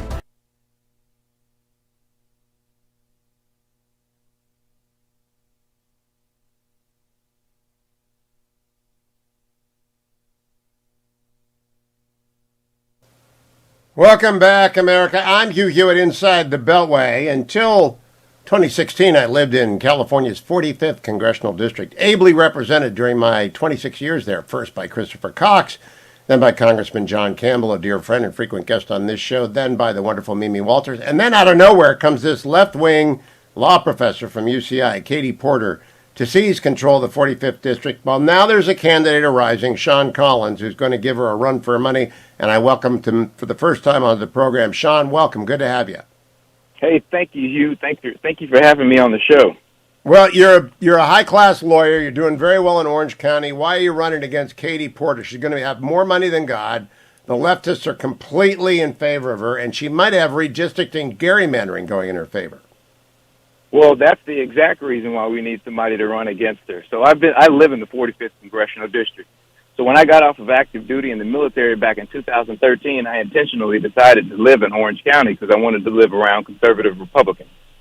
And so my first job out of the Navy was actually up in L.A., and I decided I wanted to commute 2 hours so I could live in an area where I could raise my family in an area where there were other conservative, like-minded Republicans. And at the time, Mimi Walters was my representative. So much to my chagrin, in 2018, when Katie Porter won the seat, that was part of that blue wave, and that's when things started to turn for us down there in Orange County. And so the fact that she has all of that money is indicative of the fact that Democrats are trying to force more and more far-left liberal policies on us down in Orange County. Which now, the 45th Congressional District, it's not a left-wing place. It has a left-wing law school, a left-wing college and university in it, but it is center-right. And so, Shawn, how are you appealing to them? First of all, give a little bio and your website for people who are interested in helping you out. Yeah, so as far as me, I can appeal to them because, I come from humble means. I grew up in a low-income African-American neighborhood in Dallas. I worked my butt off to achieve the life that I currently have here in Orange County. So I know what it means to work hard. I know what it means to build a career. And so when you have a left-wing politician like Katie Porter, who is completely out of touch with the constituents in Orange County, who's pushing for $3.5 trillion stimulus bills while we have a supply chain shortage that's right off of her coastline. She's passing policies and doing things that are causing more inflation, making things more expensive for the families that live down in Orange County. She's completely out of touch with reality. So in terms of getting organized early, what's the website for Shawn Collins for Congress? So it's ShawnCollinsForCA.com, ShawnCollinsForCA.com. That's where you can go to find out more about me, what my platform is, and why I'm the right candidate for this district, why my policies. This is an SHWN, Shawn Collins. SHAWN Collins for CA.com. So in terms of getting early response, how's it working? Is it connecting with OC? Are you over in Newport Beach? Are you in Irvine? I don't even know where the district's lines are going to end up. They might try and carve you out of it, Shawn. They are Democrats. Yeah, they may try to carve me out of it, but they're not going to do that. I'm a fighter, and I'm standing up for Orange County. Look, my entire family lives in the district. My in-laws, my parents, my wife, she grew up in Irvine. She went to Irvine High School. She went to the University of California, Irvine. And we're all watching this district being pulled further and further to the left by Katie Porter. And when I say that, you don't have to look any further than her voting record to know that she's out of touch with as you said, the people that are right there in the center in the 45th Congressional District. She's voting with Nancy Pelosi almost 100% of the time. She's voting with AOC 92% of the time. She goes around bragging about the fact that Elizabeth Warren is her mentor. She's been attacking Senator Sinema and the other senator from Arizona, Manchin. Yep. She's been attacking them for being centrist. Go online, look at her interviews on CNN, look at her interviews on MSNBC. She's attacking them for being centrist, for trying to do things that are actually being positive things for people in her district. Well, we are going to have a red wave, and we're going to need Republican candidates who can surf it, who are, I believe you're a combat veteran of Afghanistan. Am I right, Shawn? I am. I'm an Afghan combat veteran, and that's another thing. So you need Afghan combat veterans. You need veterans, period, in Congress. And the reason why you need veterans in Congress is because it gives you perspective. So Katie Porter has no problem pulling out her whiteboard or getting on her Twitter feed to attack corporations. But while we have Americans stranded in Afghanistan, you didn't hear a word from her. We still have 464 Americans in Afghanistan. It's remarkable. Exactly. There's 464 Americans still in Afghanistan. She should write that on her whiteboard. She should post that on her Twitter feed. so that the world will know about that. But instead, she wants to talk about CEO salaries. She wants to talk about, she wants to attack corporations, the corporations that provide jobs for her constituents. That's what Shawn, she would rather prioritize. Keep coming back. We got a year to the election. I think the red tide is flowing in your direction. Shawn Collins for CA.com, SHAWN. Shawn Collins for CA.com. If you want to invest in the red wave, go invest in Shawn Collins for California.com. Good to talk to you, Shawn. I'll see you on one of my visits back to the old homeland. 27 years of my life spent there in the 45th, and all of them were represented by serious Republicans. Time to send Katie Porter back to the hyper-liberal UCI Law School from whence she came. I'll be right back, America, tomorrow. Don't forget the Alliance Defending Freedom. Don't forget that we have our Culture Warrior of the Year. Nomination process is open. You have to go to HughHewitt.com to find that. My website search engine is over there as well. And a promise to you to be back tomorrow on the next Hugh Hewitt Show.